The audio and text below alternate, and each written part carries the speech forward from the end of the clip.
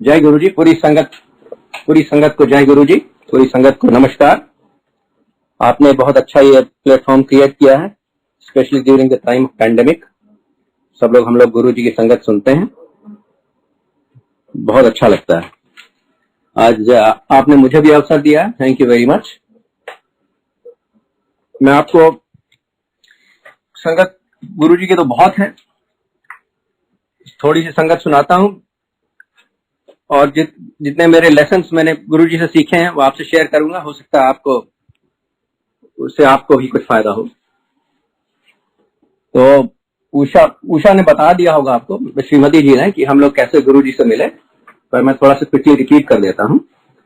हम लोग वैसे सियाटल में रह रहे हैं और पर 1996 से 2006 तक हमारा एक्सपैट असाइनमेंट था सिंगापुर में। तो उस समय हम लोग 10 साल के लिए सिंगापुर में थे। हमारे 4 बच्चे हैं, 3 बेटियां और 1 बेटा। जो दूसरी बेटी है, फ्रॉम द बिगिनिंग उसको काफी हेल्थ इश्यूज थे। उसकी 3 सर्जरीज हुई by the time she was 5 years old।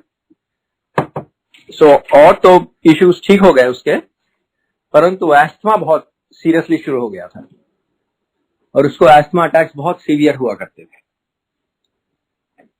हम लोग अक्सर ही हॉस्पिटल में रहते थे, ऑलमोस्ट एवरी संडे और every other Sunday it seem like we were in the hospital with her. तो डॉक्टर ने बताया कि जैसे जैसे बड़ी होगी एस्थमा इसका ठीक हो जाएगा। तो हम लोग इसी उम्मीद में थे, इसी आशा में थे कि धीरे धीरे वो ठीक हो जाएगी, पर ऐसा कुछ हुआ नहीं। हम लोगों ने बहुत तरह से कोशिशें करी। पहले एलोपैथिक इलाज तो यूएस में होता ही था, उसका हम लोगों ने इंडिया में होम्योपैथिक इलाज करवाया, आयुर्वेदिक इलाज करवाया। एक हैदराबाद में एक फिश ट्रीटमेंट होता है, मैं उसमें भी उसे लेके गया, परंतु उसे कुछ फायदा नहीं हुआ, उसका एस्थमा चलता रहा। और उसके कारण उसकी काफी रेस्ट्रिक्शंस थे, कुछ फिजिकल एक्सर्शन नहीं हो सकता था, ज्यादा कोई एक्टिविटीज नहीं हो सकती थी। हमेशा उसे डर रहता था कि कभी भी अटैक हो सकता है। तो लाइफ में काफी उथल पुथल थी उस समय। तो 1998 के दिसंबर में हम लोग इंडिया गए थे वेकेशन के लिए सिंगापुर से। वेकेशन थी हम लोग की बैंगलोर मैसूर सिटी में। जब हम लोग मैसूर सिटी पहुंचे तो जो बेटी है उसका नाम नीतू है, उसको बहुत कस के एस्थमा अटैक शुरू हो गया। तो फॉर्चुनेटली हम लोग अच्छे होटल में थे, वहां एक ललिता महल पैलेस है, वहां पर थे। तो उनका अपना डॉक्टर था, तो डॉक्टर आया, ही अटेंडेड टू नीतू। हम लोग को वैसे पता नहीं, समझ में नहीं आ रहा था कि ठीक हो पाएगी कि नहीं, बहुत ही सीवियर अटैक था, पर किसी तरह धीरे धीरे गुरु जी की कृपा से वो ठीक हो गई। फिर हम लोग दिल्ली आए, दिल्ली में 1 हफ्ते रहने का प्रोग्राम था। उसके बाद हम लोग वापस जा रहे थे सिंगापुर। दिल्ली में परिवार के लोग हैं, उनसे मिलना था। जब दिल्ली आए तो अपने चाचा जी से मिलने गए। मेरे छोटे चाचा Shri Prakash Singh, retired IPS officer थे उस समय, 1 ही साल हुआ था उस समय रिटायर्ड हुए, very distinguished service in police. वो गुरु जी की संगत में बहुत सालों से थे, मुझे कुछ मालूम नहीं था वैसे। तो जब मैं पहुंचा, चाचा जी से मिला, तो चाचा जी ने बोला, अगर विश्वास हो और श्रद्धा हो तो गुरु जी के यहाँ ले चलता हूं, और अगर गुरु जी की कृपा होगी तो नहीं तो ठीक हो जाएगी। अब मुझे समझ में नहीं आया कि क्या बोल रहे हैं, कि मतलब कहाँ कौन गुरु जी हैं, कृपा है। पर उस समय इतना हम लोग परेशान थे, मैंने सोचा भी नहीं कुछ। मैंने कहा हम हाँ बिल्कुल चलेंगे। तो चाचा जी ने बोला अच्छा ठीक है, शाम को आज आ जाना, हम लोग चलेंगे एक साथ।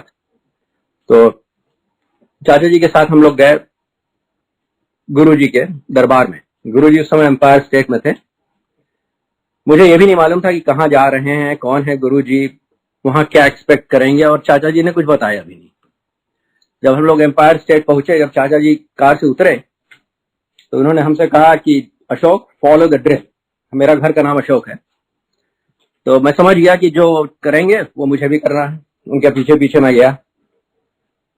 तो एम्पायर स्टेट पहुंचे तो मैं एक्सपेक्ट कर रहा था कि कोई साधु संत महापुरुष वहां बैठे होंगे और बड़ा कोई शांति का एटमॉस्फेयर होगा, हो सकता है धीरे धीरे कीर्तन भजन वगैरह चल रहे हों, परंतु वहां एटमॉस्फेयर बिल्कुल डिफरेंट था। वो खचाखच भीड़ थी वहां पे, बहुत मतलब बहुत बड़ा हॉल नहीं था, अच्छा साइज का हॉल था, पर वहां पे करीब 150-200 लोग रहे होंगे। तो बहुत ही भीड़ थी और बड़े अच्छे अच्छे कपड़े लोग पहन के बैठे हुए थे, बड़े सोसाइटी के एलीट। और वहां पर गुरुजी थे। गुरुजी को मैंने देखा तो मैंने देखा ये तो बहुत कोई यंग आदमी बैठे हुए हैं वहां पर, और उन्होंने बड़े रंग बिरंगे उनके कलरफुल चोगा पहन रखा था उन्होंने, गाउन, और कोई उनके पैर भी दबा रहा था। तो मुझे थोड़ा थोड़ा डिफरेंट लगा एक्सपेक्टेशन से। खैर मैं वो चाचा जी आगे गए, उन्होंने गुरुजी के पैर छुए। चाचा जी के बाद मैंने भी पैर छुए। तो गुरुजी कहते हैं अशोक आ गया। तो मैंने सोचा चाचा जी ने शायद बता दिया हो मेरा नाम क्या है और मुझे लेके आ रहे हैं, परंतु बाद में पता चला कि ऐसी कोई बात नहीं थी। गुरुजी को हमेशा मालूम रहता था जो भी आ रहा है, क्योंकि जो भी आता था गुरुजी की कृपा ही से, उनके आशीर्वाद ही से आ सकता था, और गुरुजी को मालूम था सबके बारे में, और सबको वो नाम ही से संबोधित करते थे। तो खैर गुरुजी ने हम लोग को बैठा दिया। थोड़ी देर बाद उन्होंने फिर से बुलाया। तो श्रीमती जी उषा ने उस समय बताना शुरू कर दिया गुरुजी को बेटी के लिए, बेटी के लिए कितनी परेशान है, बेटी को क्या परेशानी है। गुरुजी ने हाथ उठाया और बोला कि ठीक है, मुझे सब मालूम है, बैठ जाओ। उसके बाद गुरुजी ने इशारा किया कि बेटी को बुलाओ। तो बेटी आई नीतू। गुरुजी ने अपना हाथ उठाया और गुरुजी बोलते हैं कल्याण कित्ता। और उसके बाद गुरुजी ने कहा कि कल एक तांबे का लोटा और एक चांदी का ओम लेके आना। और हम लोग बैठ गए। बहुत भीड़ थी तो एक साथ नहीं बैठ पाते थे, पर थोड़ी देर बाद मौका मिला। उस समय गुरुजी प्रसाद बांटते थे, उसके बाद हम लोग बाहर जाके हाथ धोते थे। तो उस समय चाचा जी ने पूछा कि गुरुजी ने क्या कहा। तो हम लोगों ने बताया कि गुरुजी ने कहा कल्याण कित्ता। तो चाचा जी ने कहा अच्छा, तो वो ठीक हो गई। मैंने कहा ठीक हो गई बस इतने से? हाँ, चाचा जी ने कहा वो ठीक हो गई, पर मुझे विश्वास नहीं हुआ बिल्कुल। परंतु उसके बाद बेटी को कभी भी एक भी बार एस्थमा अटैक नहीं हुआ। और बेटी को एक्चुअली मुझसे ज्यादा विश्वास था गुरुजी पर, क्योंकि जब हम लोग वापस आ रहे थे उस दिन, तो बेटी ने मुझे खुद ही बोला कि डैडी अब मैं ठीक हो जाऊंगी, मैं सही जगह पहुंच गई। तो मुझे पता नहीं, मुझे अजीब सा लगा, छोटी बच्ची ऐसे बात कर रही है, परंतु उसके बाद उसको कोई भी एस्थमा अटैक कभी भी नहीं हुआ। और उसके बाद गुरुजी ने उसे तांबे का एक लोटा था, उसमें भी गुरुजी ने उसे ब्लेस कर दिया। चांदी का एक ओम था, उसे भी ब्लेस कर दिया और पहनने को बोला। और उसकी संगत अलग है, बाद में आप मेरे ख्याल से उषा सुना चुकी हैं, तो वो मैं नहीं सुनाऊंगा। पर ये मैं बताना चाहता था कि एक बच्ची की प्रॉब्लम के कारण हम लोग गुरुजी तक पहुंचे, और गुरुजी ने केवल एक हाथ उठा के कल्याण कित्ता बोला और उसकी सब प्रॉब्लम गायब, जो दुनिया भर के बड़े बड़े डॉक्टर नहीं दूर कर सकते थे। ऐसे एक्सपीरियंस के बाद हमें बहुत अच्छा लगा कि हम तो बहुत ही कोई सिद्ध पुरुष, मैंने सोचा कोई सिद्ध पुरुष ही हैं, और अब मैं इनके लिए बहुत आभार व्यक्त करना चाहता था। मैंने सोचा कि इन्होंने हमारी पूरी लाइफ बिल्कुल इतनी अच्छी कर दी है कि मुझे अब हमेशा जाना चाहिए गुरुजी के पास जब भी मौका मिले, just to show my respect, to show my gratitude. तो उसके बाद मैं रेगुलरली जाने लगा गुरुजी के पास। पर फिर मैं आता हूं वापस पहली विजिट के बारे में। जब 28 दिसंबर था, पहली विजिट थी हम लोग की 1998 में। तो जब नीतू को लेके गए थे, अभी मैं आपको बता रहा था, उस समय बहुत, जैसा मैंने बताया, बहुत भीड़ हुआ करती थी, और साथ में 2-3 लोग जाएं तो ये कहीं भी साथ नहीं बैठ पाते थे। कोई कहीं बैठ गया, कोई कहीं बैठ गया, जहां पे थोड़ी जगह मिल पाई। तो पहली बार भी जब हम लोग गए थे तो मुझे अब अकेले बैठना पड़ा था, और मैं बड़ा आउट ऑफ प्लेस फील कर रहा था। मैं हिंदी बोलता हूँ, हिंदी मेरी मातृभाषा है। वहां पे सब लोग पंजाबी बोलने वाले थे, पंजाबी के शब्द चल रहे थे, कीर्तन चल रहे थे पंजाबी में, और मुझे कुछ ठीक नहीं लग रहा था, मैं फिट नहीं हो पा रहा था। तो मैं सोच रहा था मैं कहाँ हूं। तो उसी समय मेरे बगल में पता नहीं कहां से कोई सज्जन आके बैठ गया। उन्होंने अपने को खुद ही इंट्रोड्यूस किया हिंदी में। उन्होंने कहा मेरा नाम मेजर ज्ञान सिंह है, और मैं गुरुजी के साथ 17 साल से हूं, और जहां भी गुरुजी रहते हैं मेरा ट्रांसफर वहीं करवा देते हैं। तो मैं गुरुजी के साथ ही रहता हूं, और आपको गुरुजी के बारे में कुछ मालूम है? तो मैंने कहा नहीं, मुझे तो कुछ नहीं मालूम, मैं पहली बार आया हूं यहाँ। तो उन्होंने कहा ठीक है, मैं आपको गुरुजी के बारे में बताता हूं। और उन्होंने गुरुजी के बारे में बताना शुरू कर दिया, और कोई ऐसी बात नहीं उन्होंने बताई जो आपको नहीं मालूम है या हमें नहीं मालूम है। ऐसी बातें बताई कि आप कहीं भी बैठे हो कोई फर्क नहीं पड़ता। ये नहीं सोचिए कि गुरु जी के पास ही आपको बैठना है। गुरु जी सब कुछ जानते हैं, आपको उन्हें बताने की भी कोई जरूरत नहीं है और गुरु जी से कुछ पूछना भी नहीं है क्योंकि उन्हें सब मालूम है। गुरु जी से कुछ मांगना भी नहीं है, जो अच्छा होगा आपको दे देंगे। इसी तरह की चीजें वो बताते रहे और बहुत साधारण सी चीजें थी, कोई ऐसी बात नहीं थी कि बहुत एक्स्ट्राऑर्डिनरी चीज बता रहे थे मुझे। ये सब चीजें हम लोगों ने किताबों में पढ़ रखा था भगवान के बारे में, परंतु मुझे इतना अच्छा लग रहा था, मैं आपको डिस्क्राइब नहीं कर सकता। मुझे ऐसा लग रहा था कि I was listening to the best music in the world. मुझे मन कर रहा था कि ये रोके ही नहीं, बताते ही जाएं बताते ही जाएं। तो एक्सेप्ट फॉर सम इंटरप्शन, बीच बीच में एक आध बार उठना पड़ा था जब गुरुजी ने बुलाया था या प्रसाद देना था। उसके अलावा मैं उन्हीं के पास बैठा था और इतनी 2-2.5 घंटे समय रहा होगा। मुझे गुरुजी के बारे में कंटिन्यूअसली बताते रहे और मुझे इतना अच्छा लगता रहा, इतना अच्छा लग रहा था कि मैं आपको डिस्क्राइब नहीं कर सकता। दैट वाज 28 दिसंबर 1998। अगले दिन हम लोग फिर गए थे। उस दिन लोटा और चांदी का ओम लेके गए थे। उस दिन फिर मैं बैठ गया अलग कहीं जहां पे जगह मिली और फिर वो सज्जन आके मेरे पता नहीं कहां से वो आ गए और उन्होंने जगह बना ली, मेरे बगल बैठ गए, मेजर ज्ञान Singh.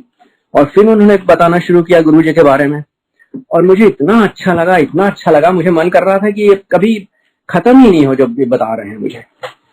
And the same thing repeated on third day, on 30 दिसंबर 1998। उसके बाद मेजर ज्ञान सिंह ने उस दिन पूछा हमसे कि आप कल आ रहे हैं, 31 दिसंबर है, गुरुजी के साथ न्यू ईयर सेलिब्रेट करिए। उस समय मुझसे बहुत बड़ी गलती हो गई। मैंने कहा मैं नहीं आ पाऊंगा कल क्योंकि हम लोग का कुछ और प्रोग्राम है। तो खैर उस दिन हम लोग नहीं गए। तो मेजर ज्ञान सिंह के कारण मुझे जितना जानना था गुरुजी के बारे में, उन 3 दिनों मुझे सब कुछ ज्ञान मिल गया। उसके बाद हम गुरुजी के दर्शन के लिए जाते रहे, हर महीने, हर दूसरे महीने जब भी मौका मिलता था। इंडिया भी हमारी रिस्पॉन्सिबिलिटी थी। तो इंडिया जब मन चाहता था गुरुजी के दर्शन के, तो मैं प्रोग्राम बना के चला जाता था। टाइम बीतता गया। एक दिन मुझे याद आया, करीब 1-1.5 साल बीत गए होंगे, कि मेजर ज्ञान सिंह नहीं दिखाई दिए। उन्होंने कहा था कि वो गुरुजी के पास ही रहते हैं हमेशा और 17 साल से गुरुजी को जानते हैं। तो मुझे थोड़ा आश्चर्य हुआ कि मैं कभी दिखाई नहीं दिए। शुरू में मैंने ज्यादा नहीं सोचा क्योंकि हर समय तो मैं नहीं रहता था गुरुजी की संगत में। कभी कभी जब हर महीने 2 महीने बाद जाता था, पर जब 1-1.5 साल तक नहीं दिखे तो मैंने सोचा लगा ये कुछ अजीब सी बात है। मैं पूछने लगा। फिर वहां पे मैं किसी को जानता नहीं था क्योंकि मैं किसी से बात नहीं करता था, केवल गुरुजी के दर्शन के लिए जाता था। परंतु कुछ वहां सेवादार लोग थे जो हमेशा रहते थे, जैसे सिंगला साहब थे, कर्नल जोशी थे, इस तरह के लोग। तो मैंने 2-3 लोगों से पूछा कि आपको मेजर ज्ञान सिंह के बारे में मालूम है? कि मैंने उनको पहली बार जब आया था मैं तो उनसे मिला था, उसके बाद नहीं मिला। तो किसी को मेजर ज्ञान सिंह के बारे में कुछ मालूम नहीं था। तो मेजर ज्ञान सिंह तो एक्चुअली एग्जिस्ट ही नहीं करते। वैसा था कि मेरे मन में गुरुजी के जानने के बारे में उत्सुकता थी, वो गुरुजी ने उसको उत्सुकता को सॉल्व कर दिया। तो जितनी मुझे जानना था गुरुजी के बारे में, उन 3 दिनों गुरुजी ने खुद ही बतवा दिया किसी के थ्रू। तो द लेसन इज कि अगर आपको कुछ गुरुजी के बारे में कुछ भी उत्सुकता है, उनके बारे में आपको जानना है, तो आपको परेशानी की कोई आवश्यकता नहीं है। आपको गुरुजी खुद ही सब बतवा देंगे। Guruji will create the situation where you learn everything about Guruji that you need to know. खैर आगे चलते हैं। उसके बाद मैं कभी कभी जाता था गुरुजी के पास। तो अगली बार जब मैं गया तो उस बार होटल से मैं सीधे चला गया गुरुजी के पास मिलने, अकेले। उस चाचा जी के साथ नहीं थे। तो मैंने टैक्सी से बोला कि भाई मुझे मेहरौली गुड़गांवा रोड लेके चलो। मैं उस समय सोच रहा था कि वो जो रोड एम्पायर स्टेट वाली है वो मेहरौली गुड़गांवा रोड है। वो एक्चुअली वो दिल्ली गुड़गांवा रोड थी, पर चूंकि मेहरौली के बड़े चौराहे से जाती थी गुड़गांवा, तो मैं सोचा कि शायद ये मेहरौली से जाती है तो मेहरौली गुड़गांवा रोड होगी। खैर उस रोड पे गए हम लोग और मेहरौली से गुड़गांवा पहुंच गए और मुझे कोई रास्ते में कुछ एम्पायर स्टेट नहीं दिखाई दिया और कोई जान पहचान की चीजें भी नहीं दिखाई दी। तो मैं समझ गया कि मैं गलत जगह आ गया हूं। फिर मैंने ड्राइवर से बोला कि भाई वापस ले चलो मेहरौली की तरफ। तो वो वापस बड़े चौराहे की तरफ चला। तो मेरे पास एक फोन नंबर था एम्पायर स्टेट का, जो चाचा जी ने मुझे दिया था कि कभी जरूरत हो तो कॉल कर लेना। तो मैंने उस फोन को कॉल किया फोन नंबर पे, तो किसी ने उठाया और मैंने बताया कि मैं रास्ता गड़बड़ हो गया है मेरा और मैं इस समय मेहरौली गुड़गांव रोड पे हूँ, आप बताइए मैं कैसे पहुंचूं एम्पायर स्टेट। तो जो सज्जन थे दूसरी तरफ, उन्होंने बहुत अच्छी तरह से हमें डायरेक्शंस दिए, बहुत क्लियर डायरेक्शंस, और हम लोग पहुंच गए एम्पायर स्टेट। तो संगत हुई, उसके उसके संगत के बाद एंड में मैंने सोचा कि किसी ने मुझे इतने अच्छे डायरेक्शंस दिए थे, मैं उनको थैंक्स करूं। तो मैंने जो 5 कुछ सेवादार थे उन लोगों से पूछा कि भाई मैं आज मेरा रास्ता गड़बड़ हो गया था और मैंने जब फोन किया तो किसी ने बहुत अच्छी तरह मुझे डायरेक्शंस दिए, तो मैं उनसे मिलकर उनको थैंक यू करना चाहता हूं। तो जिनसे पूछा तो बड़े आश्चर्य पे पड़ गए। उन्होंने कहा कि यहाँ पे तो गुरुजी का आदेश है कि यहाँ पर एक बार जब संगत शुरू होती है तो फोन कोई नहीं उठाता है। तो मैंने कहा अच्छा, तो मुझे विश्वास नहीं हुआ। तो मैंने किसी दूसरे सेवादार से पूछा, दोनों ने भी मुझे यही जवाब दिया कि जब एक बार संगत शुरू हो जाती है तो यहाँ पे फोन कोई आंसर नहीं करता है। तो ऐसा था कि वो फोन तो गुरुजी ने अरेंज कर दिया था डायरेक्शंस, तो डायरेक्शंस मुझे मिल गया, मैं पहुंच गया, पर किसी ह्यूमन बीइंग ने, किसी ने वो फोन नहीं आंसर किया था। तो lesson for all of us, for me and for all of अस, अगर आपके पास गुरुजी तक पहुंचने की अगर आपको श्रद्धा है और गुरुजी तक आप पहुंचना चाहते हैं केवल गुरुजी के लिए, उसके मतलब किसी और चीज के लिए नहीं, तो गुरुजी आपको पहुंचा देंगे। You will never be lost. So उसके बाद मैं धीरे धीरे जाता रहा, अक्सर ही गुरुजी के पास जब भी मौका मिलता था, हर 2 महीने बाद 1 महीने बाद पहुंच जाता था। तो इस तरह 1 साल बीत गया। करीब दिसंबर की बात आपको बताऊं, December of 1999, a year later. तो उस समय मैं अकेले गया था, तो चाचा जी के साथ गया था गुरुजी के दरबार में एम्पायर स्टेट में। तो उस दिन जब करीब आधी रात के समय गुरुजी बोलते हैं, अच्छा, हम लोग 8-10 लोग बचे थे, तब गुरुजी ने कहा अच्छा बड़े मंदिर चलते हैं। तो मुझे उस समय यह भी नहीं मालूम था कि कोई बड़ा मंदिर भी है, क्योंकि मैं बस जाता था, गुरुजी के दर्शन करता था और चला आता था, किसी से बात मैं नहीं करता था, मुझे कोई इंटरेस्ट नहीं था सोशलाइजेशन का, मैं केवल गुरुजी के दर्शन के लिए जाता था, to show my respect and gratitude. तो मुझे उस दिन पता चला कि यहाँ पे एक बड़ा मंदिर भी है। तो चाचा जी ने कहा चलो मैं अपनी कार में लेके चलता हूँ तुम्हें। तो चाचा जी की कार में गए। रास्ते में करीब आधे घंटे का रास्ता था और मेरे चाचा जी बहुत ही गुस्सा थे उस दिन। वो कहने लगे ये गुरुजी सबको आशीर्वाद दे देते हैं, सबको ब्लेस कर देते हैं, गुरुजी कभी सोचते नहीं कि कौन बुरा है कौन अच्छा है, जो भी आता आशीर्वाद देते रहते हैं। और मुझे फिर पता चला चाचा जी से कि उस दिन एक लेडी IAS ऑफिसर थी जो बहुत ही, she was very notoriously corrupt, very corrupt, they said that most corrupt in India at that time। उनके अगेंस्ट कोई इंक्वायरी हो रही थी और उसमें वो आके गुरुजी के दर्शन कर रही थी, और एज यूजुअल उनकी जब भी इंक्वायरी उनके अगेंस्ट होती थी वो आती थी गुरुजी के पास, और गुरुजी की कृपा से वो इंक्वायरी वगैरह खत्म हो जाती थी, वो उनका कुछ नहीं होता था। तो बहुत ही नाराज थे हमारे चाचा जी। उनका बेटा CBI में था, मेरा कजिन, तो इसलिए उनको मालूम था कि इंक्वायरी वगैरह हो रही होगी। तो एनीवे, तो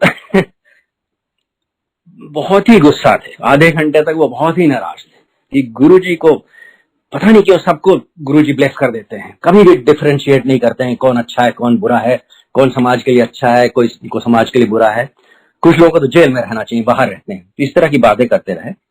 फिर मुझे भी एक शंका थी, मैंने भी बताया चाचा जी मुझे एक शंका ये है कि गुरुजी की संगत में सब ऊंचे ऊंचे लोग मुझे दिखाई देते हैं, आर्मी के बड़े ऑफिसर्स, IAS के बड़े ऑफिसर्स, ब्यूरोक्रेट्स, बड़े बड़े बिजनेस वाले लोग, पैसे वाले लोग, मुझे यहाँ कोई गरीब आदमी नहीं दिखाई देता है। तो मुझे कुछ अजीब सा लगता है कि गुरुजी की संगत में गरीब ऑर्डिनरी लोग क्यों नहीं आते हैं। खैर उस दिन हम लोग पहुंचे बड़े मंदिर, हम लोग पहले पहुंच गए थे, गुरुजी की कार बाद में आ रही थी। तो हम लोग ऐसे बाहर बड़े मंदिर के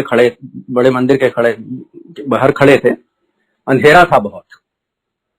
गुरुजी की कार थोड़ी देर में आई और गुरुजी के हम लोग के बगल से गुजरे, करीब 5-7 कदम आगे जाके गुरुजी एकदम रुके और एकदम पलट के मेरी चाचा की तरफ देखते हैं और कहते हैं महापुरुषों की कृपा हर पर बरब्बर, those were his exact words and he said it very sternly.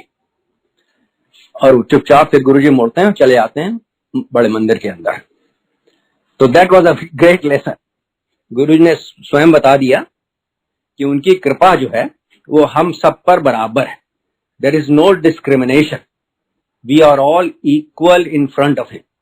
हम सबको बराबर ट्रीटमेंट मिलता है, हम सबको बराबर आशीर्वाद मिलता है। खैर उस दिन हम लोग अंदर गए तो बहुत ही कम लोग थे, हम लोग 8-10 ही लोग थे। तो थोड़ी देर बैठे रहे, फिर चाचा ने मुझे कहा पीछे देखो। तो मैंने पीछे देखा तो पीछे करीब 10-12 लोग वेरी पुअर वर्कर्स टाइप लोग थे, बैठे हुए थे। शायद वहां पे काम करने वाला होंगे, आसपास गांव के लोग होंगे। तो उस दिन मेरी जो शंका थी दूसरी, उसका समाधान हो गया। मैंने देखा कि हम 8-10 लोग एम्पायर स्टेट से जो गुरुजी लेके आए थे वो भी थे, और पीछे 8-10 लोग और थे जो कि बहुत साधारण लोग, गरीब मजदूर टाइप लोग थे। तो गुरुजी ने उस समय दिखा दिया कि उनकी संगत में सब तरह के लोग रहते हैं। तो those were the lessons I learn that day. उसके बाद एक बहुत समवॉट ह्यूमरस इंसिडेंस हुआ, वो आपको शेयर करता हूँ। ह्यूमरस और लोगों के लिए, मेरे लिए नहीं। मुझे तो बहुत एम्बैरेसमेंट हुआ था।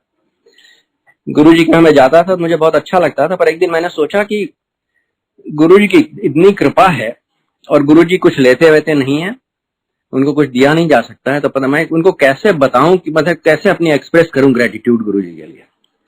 तो मैंने एक दिन गुरुजी से कहा, गुरुजी आप आइए सिंगापुर, हमारे पास रहिए, हमें सेवा करने का मौका दीजिए। तो गुरुजी ने कहा हाँ हाँ बिल्कुल आएंगे। तो मुझे बहुत अच्छा लगा। तो उसके बाद समय बीतता गया। मैंने कहा कि मैं सोचने लगा, गुरुजी ने कह तो दिया कि हाँ हाँ वो जरूर आएंगे, परंतु पता नहीं कब आएंगे।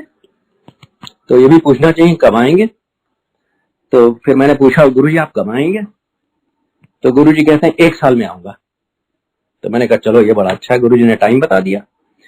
फिर समय बीतता गया। अब मैं थोड़ा परेशान हो गया। मैंने सोचा कि अब गुरुजी आएंगे तो मुझे कुछ गुरुजी के लिए इंतजाम करना पड़ेगा ना, उनका टिकट वगैरह चाहिए, उनका कुछ सब अच्छी तरह इंतजाम करना पड़ेगा मुझे। फिर मैं दुविधा में पड़ गया। मैंने सोचा कि गुरुजी के पास पासपोर्ट है कि नहीं, पहले ये पता करूं पासपोर्ट है कि नहीं, क्योंकि अगर नहीं है तो पहले मैं पासपोर्ट बनवाऊं गुरुजी का, तो फिर उसके बाद टिकट वगैरह का इंतजाम करूंगा। तो एक दिन मैंने गुरुजी से चुपचाप बैठे थे, मैंने गुरुजी के पास बगली में बैठा था। मैंने पूछा गुरुजी से, गुरुजी आपके पास पासपोर्ट है? मैंने बहुत धीरे से पूछा, और गुरुजी इतनी कस के हंसे, इतने ठहाका लगा के हंसे।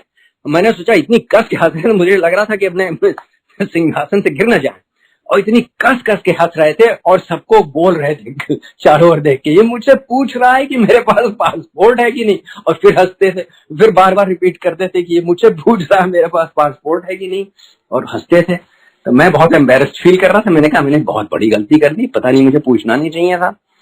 तो मैं चुपचाप बैठ गया। मुझे फिर उसके बाद मेरी हिम्मत नहीं पड़ी गुरु से पूछने की कि गुरुजी आप कब आएंगे। और समय बीतता गया। एक दिन मुझे ऑस्ट्रेलिया जाना था। उस समय ऑस्ट्रेलिया भी मेरी रीजन था, पूरा एशिया पैसिफिक मेरा रीजन था रिस्पॉन्सिबिलिटी। तो मेरी यूजुअली मैं ओवरनाइट फ्लाइट लेता था, उसमें समय वेस्ट नहीं होता था, मतलब रात में चलता था, सुबह पहुंच जाता था, काम शुरू हो जाता था। तो नाइट फ्लाइट थी मेरी। तो नीचे एक टैक्सी, हम लोग की हमेशा एक टैक्सी मर्सिडीज आती थी बड़ी अच्छी।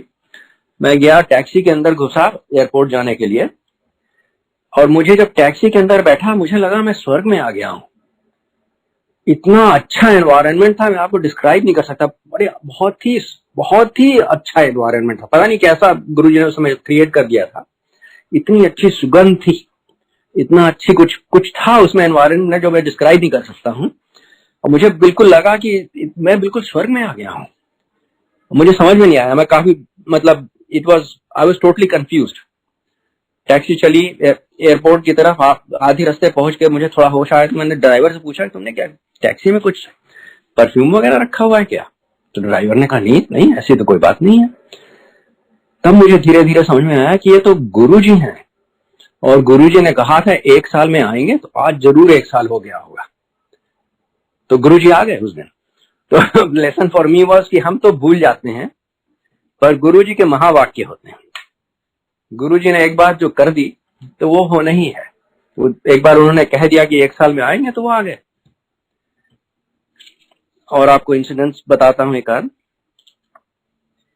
एक बहुत एक अच्छा इंसिडेंस हुआ जिसमें काफी बड़ी अच्छी एक लेसन था, वो मैं आपसे शेयर करता हूँ। मैं गुरुजी के दर्शन के लिए जाता था थर्सडे को, सिंगापुर से थर्सडे को सीधे एयरपोर्ट से चला जाता था, गुरुजी के दर्शन करता था, फिर फ्राइडे सैटरडे संगत में जाता था, और संडे को मेरी रात को वापस फ्लाइट होती थी, और संडे की फ्लाइट से करीब 11:15 साढ़े 11 बजे सिंगापुर एयरलाइंस की फ्लाइट होती थी, उस समय वापस आ जाता था। तो संडे की जब मैं संगत में जाता था तो मैं करीब 9 बजे वहां से उठ जाता था संगत से, और टाइम से पहुंच जाता था एयरपोर्ट करीब 1.5-2 घंटे पहले कि अपनी फ्लाइट के लिए। पर उस दिन जब मैं गया, एक दिन करीब 2003 या 2004 की बात है, तो मेरे मन में यह आया कि मैंने कहा मैं गुरुद्वारे जा रहा हूँ, गुरु के घर जा रहा हूँ, तो मुझे अपनी मन से नहीं उठना चाहिए, जब गुरु जी बताएं तभी मुझे उठ के जाना चाहिए वहां से। तो उस दिन मैं सोच के बैठ गया कि जब मैं गुरु जी जब आज्ञा देंगे खुद ही, तभी मैं जाऊंगा यहाँ से। तो मैं बैठा रहा। उस दिन मेरे चाचा जी भी साथ थे वहां पर, और श्रीमती जी भी थी, और भी लोग थे फैमिली के, उस दिन काफी लोग थे। तो टाइम बीतता गया, करीब 9 बज गए, फिर 9:30 बज गए। अब मेरे चाचा बड़े डिसिप्लिन्ड हैं और बड़े टाइम के लिए पंक्चुअल हैं। अब वो मेरे पीछे ही बैठे थे। मुझसे उन्होंने कहा, अशोक उठो, जाओ यहाँ से, नहीं तुम्हारी फ्लाइट मिस हो जाएगी। तो मैं थोड़ी देर तक तो उन्हें इग्नोर करता रहा, पर उन्होंने कई बार जब कहा तो मुझे अच्छा नहीं लगा। मैंने कहा कि हमारे फैमिली एल्डर हैं, I must respect his wishes. तो मैं उठा, गुरुजी से आज्ञा लेने के लिए गया, तो गुरुजी ने तुरंत कहा तेरी फ्लाइट कैंसिल। और मैंने गुरुजी को बताया भी नहीं था कि मैं उस दिन जा रहा हूँ, और गुरुजी कह के हंस दिए। तो मैं फिर आके वापस बैठ गया। मैंने चाचा जी से बोला, चाचा जी गुरुजी कहते हैं फ्लाइट कैंसिल। खैर उसके बाद बैठा रहा वहां और काफी देर हो गई। फिर गुरुजी ने मुझे खुद ही बुलाया, कहा अब जाओ। Then I left. और उस समय करीब एट द मोस्ट एक सवा घंटे बचे होंगे फ्लाइट के। उस समय आधे घंटे तो पहुंचने में लगता था एयरपोर्ट। तो एयरपोर्ट में पहुंचा, पुराना एयरपोर्ट है। उस समय वहां एंट्री के लिए 4 गेट हुआ करते थे, बड़े छोटा सा एयरपोर्ट था, और बड़ी भीड़ बहुत ज्यादा होती थी, और बड़ा केओस रहता था, बहुत टाइम लगता था अंदर घुसने में एयरपोर्ट के। उस दिन भी मैंने देखा कि भीड़ बहुत है, जैसे हमेशा भीड़ होती थी, लोग भरे हुए हैं, और इतना डिसऑर्गेनाइज केओस जैसा हमेशा रहता है वैसे ही है। परंतु मैंने देखा कि जो 4 गेट्स हैं जो अंदर के, वो खाली हैं, वहां पर कोई भी नहीं है। मुझे बड़ा आश्चर्य हुआ। तो हमारा गेट नंबर 2 से मैं अंदर जाता था। सिंगापुर एयरलाइंस का अंदर काउंटर रहता था, 2 या 3, मेरे ख्याल 3, गेट नंबर 3 शायद था। तो मैं अंदर गया तो मैंने देखा वहां सिंगापुर एयरलाइंस का कोई काउंटर ही नहीं है। वहां उनका साइनेज रहता था, तो साइनेज भी नहीं था।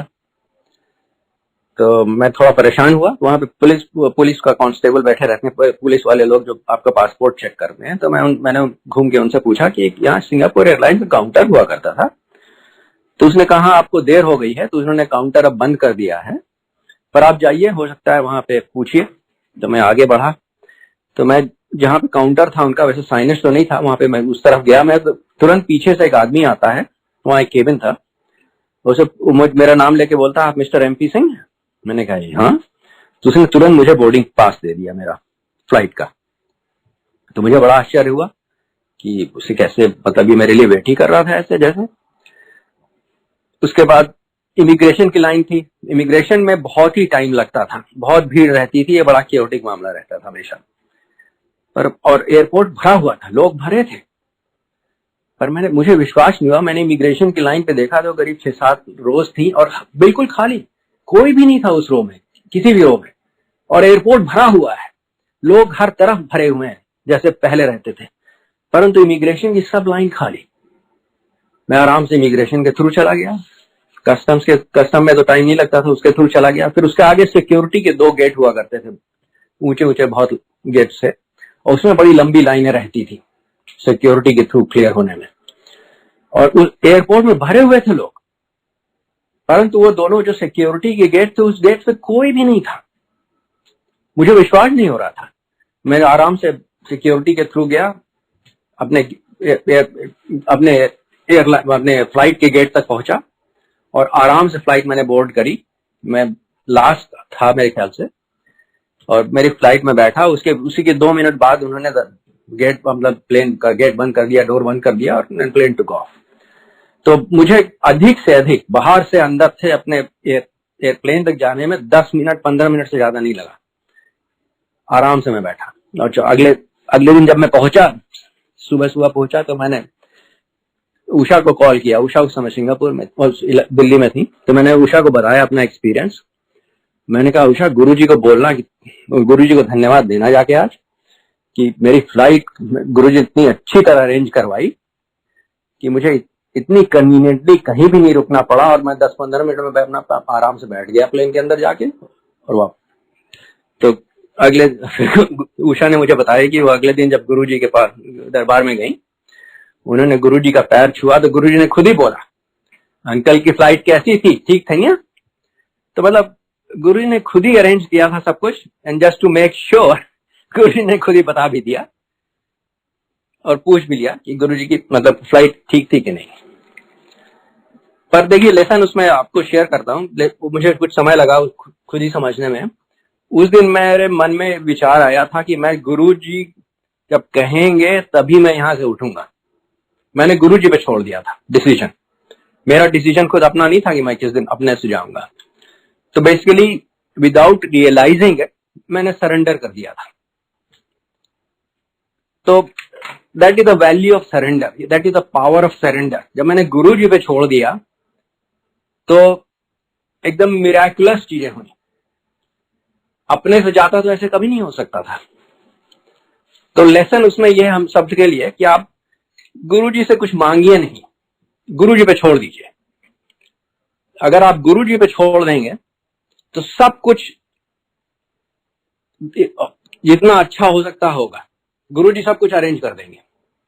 अगर आप कुछ मांगेंगे तो जो आपको मांगेंगे वो आपको मिल जाएगा, परंतु वो हो सकता है आपके लिए अच्छा नहीं हो। तो गुरुजी खुद ही कहते थे, मानो, मांगो मत। तो गुरुजी पे छोड़ दीजिए सब कुछ। तब गुरुजी पे जाइए, श्रद्धा से, प्यार से बैठिए, गुरुजी का मेडिटेशन करिए, और गुरुजी से कभी कुछ नहीं मांगिए। और आपको कुछ और इंसिडेंट सुनाता हूं। एक बार हम लोग श्रीलंका गए थे 2001 या 2002 में वेकेशन के लिए बच्चों के साथ, विंटर में। हमेशा बच्चे विंटर में, स्प्रिंग ब्रेक में हमेशा आ जाते थे, समर में, और हम लोग सब लोग हमेशा गुरुजी के पास जाते थे। तो उस बार हमने प्रोग्राम बनाया कि हम लोग श्रीलंका देख लेंगे, थोड़ा घूम लेंगे, उसके बाद गुरुजी के पास दर्शन के लिए जाएंगे, फिर वापस आएंगे और बच्चे वापस चले जाएंगे यूएस। बच्चों उस समय यूएस में थे, कॉलेज में।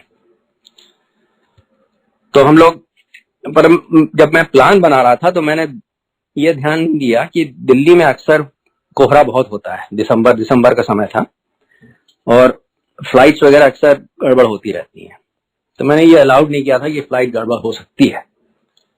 तो मेरा प्लान ऐसा था कि 29 को रात को हम लोग दिल्ली पहुंचेंगे कोलंबो से।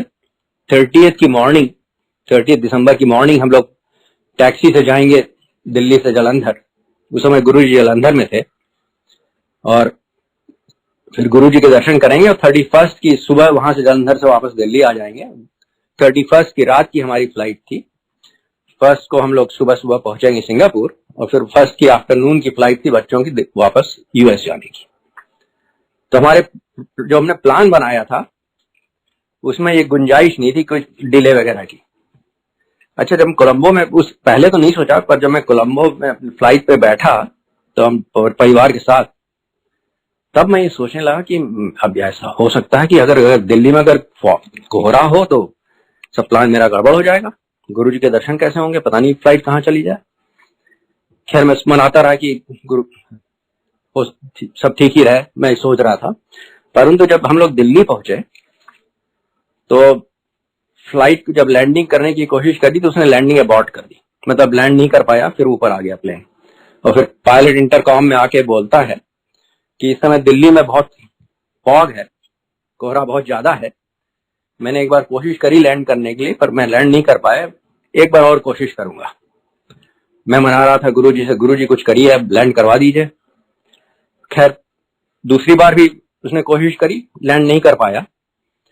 बहुत मुझे बहुत झटका लगा कि फिर नहीं लैंड कर पाया। उसके बाद इंटरकॉम में आके पायलट बोलता है कि हम लोग को ऑर्डर दिया गया है कि we have to go to Ahmedabad.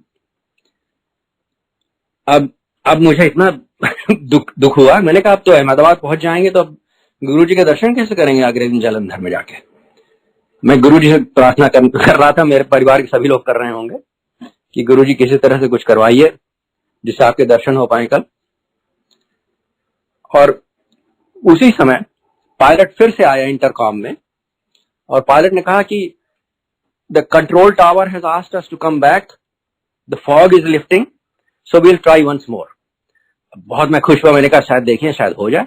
और उस बार वो लैंड कर गया, प्लेन लैंड कर गया। उसके लैंड जब कर गया उसके बाद वो इंटरकॉम में आके पायलट बोलता है कि the fog has again come down and now they have close the airport. तो बस कुछ ही मिनट के लिए एक मौका था जिसमें हम लोग लैंड कर गए दिल्ली में। उसके बाद एयरपोर्ट बंद कर दिया गया। हम लोग बहुत खुश कि अब तो पहुंच जाएंगे जालंधर अगले दिन और गुरुजी के दर्शन हो जाएंगे। खैर हम लोग टैक्सी से अगले दिन जालंधर पहुंचे। जब गुरुजी के मंदिर में गए, जालंधर मंदिर में, जो ही गुरुजी के पैर छुए, गुरुजी हंस के बोलते हैं, हाँ बताओ सबको कैसे तुम्हारी फ्लाइट मैंने लैंड करवाई। तो देखिए अगर मन में शंका थी कि अगर ये कोइंसिडेंस रहा होगा कैसे फ्लाइट लैंड करवाई, तो गुरुजी ने उस कोइंसिडेंस का समाधान कर दिया, बता दिया उन्होंने कि उन्होंने फ्लाइट लैंड करवाई थी। तो ये गुरुजी कहते थे कभी कभी कि मेरी शक्ति लगती है और लोग कहते हैं कोइंसिडेंस, लोग समझ नहीं पाते। तो anyway the lesson for all of अस, इसकी बहुत सी चीजें हमारे जीवन में होती हैं जिस तक गुरुजी की कृपा से होती हैं, पर हम समझ नहीं पाते हैं। कभी कभी हम सोचते हैं कोइंसिडेंस था, लकी थे हम लोग, ऐसे हो गया। ऐसा कुछ नहीं है। ये गुरुजी की कृपा जब होती है तभी ये सब बहुत सी चीजें संभव होती हैं। तो that's another lesson that is there for all of us. आपको अपने काम की बातें भी कुछ बताता हूं। मैं मैनेजिंग डायरेक्टर था सिंगापुर में और 96 जनवरी में हम लोग सिंगापुर गए थे। और उसके बाद काफी परेशानियां हुई मुझे काम में, क्योंकि सिंगापुर में मैं अपने डिवीजन से मैं पहला था वहां पर और सब स्टार्ट वगैरह मुझे ही करना था, प्लांट लगाने थे, बिजनेस स्टार्ट करना था। तो काफी प्रॉब्लम्स हो रही थी मुझे, ठीक नहीं हो पा रहे थे काम। और एक बार जब गुरुजी के दर्शन हो गए 98 दिसंबर में, उसके बाद तो काम इतनी अच्छी तरह होने लगा कि मैं खुद ही नहीं विश्वास कर पा रहा था। पर मैं ये नहीं समझ पा रहा था कि ये गुरुजी की कृपा से हो रहा है। मैं सोच रहा था कि मैं ही इतना अच्छी तरह काम कर रहा हूं कि मैं इतना सफल हूं। सफलता के ये था, आपको बता दूं कि जैसे हम लोग का प्लान होता था, जैसे बुकिंग्स प्लान मतलब ऑर्डर्स के जो प्लान होते हैं, तो साल का प्लान मेरा 5 ही 6 महीने में हो जाता था। 5 ही 6 महीने में जितने एनुअल प्लान मेरा होता था वो हो जाता था। और जितना शिपमेंट्स का प्लान होता था, बिलिंग्स का, वो करीब 8-9 महीने में हो जाता था। हर ईयर आफ्टर ईयर इतनी अच्छी परफॉर्मेंस थी कि even my company could not believe, and मेरे जितने रिव्यूज थे they were always very top reviews. तो एक बार फोन से रिव्यू कर रहे थे, क्योंकि अक्सर हम लोग फोन से रिव्यू करते थे, क्योंकि मैं सिंगापुर में था, मेरा बॉस यूएस में था, तो अक्सर फोन ही से बात हो जाती थी। तो रिव्यू हो रहा था मेरा, फोन से बॉस रिव्यू कर रहा था। उस रिव्यू में फोन से इतनी कस के सुगंध आने लगी गुरुजी की कि बहुत ही पूरा कमरा जो था, रात का समय था, उस समय यूएस में दिन था, मेरे सिंगापुर में रात थी। तो ऑफिस में बैठा था, पूरा ऑफिस पूरी गुरुजी की सुगंध से भर गया। ये उस समय हो रहा जब मेरा बॉस रिव्यू कर रहा है, मेरी तारीफ कर रहा है, मुझे सब बहुत अच्छा अप्रेजल दे रहा है। और वो जो प्लास्टिक का फोन था उसमें सुगंध भरी हुई थी, इतनी सुगंध भरी हुई थी कि मैंने उसका प्लास्टिक फोन के जो हैंडसेट होता है, मैंने वो निकाला, मैं घर लाया उसे दिखाने के लिए उषा को कि देखो गुरुजी की कृपा, देखो फोन को आज गुरुजी ने सुगंधित कर दिया। अच्छा, मेरी बेवकूफी खुद की मैं अपने एडमिट कर रहा हूं, मुझे ये नहीं समझ में आ रहा था उस समय तभी तक भी कि जितना मेरा काम अच्छा हो रहा है ये गुरुजी की कृपा से हो रहा है। गुरुजी ने बता भी दिया रिव्यू के समय, पर फिर भी मुझे नहीं समझ में आया। तो मैं यही सोच रहा था बस गुरुजी ने मतलब एक मिरेकल दिखा दिया फिर से कि प्लास्टिक में से भी गुरुजी की सुगंध आ रही है। परंतु ये समझ नहीं पा रहा था मैं कि गुरु जी की कृपा है। ये बहुत मुझे समय लगा, कई साल लगे, तब मुझे समझ में आया कि जो इतना अच्छा काम हो रहा था, सब हो रहा था, ये गुरु जी की कृपा थी। अच्छा, वो प्लास्टिक फोन जो था मैंने घर पे रखा, उसका हैंडसेट, उसमें करीब 2-3 हफ्ते तक गुरु जी की खुशबू थी। एक दिन करीब, ये 2004 समर की बात है, हम लोग उस समय, मैं इंपीरियल होटल में ठहरता था हमेशा जब जाता था, तो हम लोग गुरु जी की संगत में जाना था, पूरा परिवार भी था, नहीं परिवार नहीं था, उषा थी साथ में, और मैं शावर मतलब नहा रहा था संगत की तैयारी के लिए। उसी समय मेरे बॉस का फोन आया यूएस से। मेरा बॉस कहता है, उस समय वो फ्राइडे का दिन था, मेरा बॉस कहता है तुरंत यूएस आओ,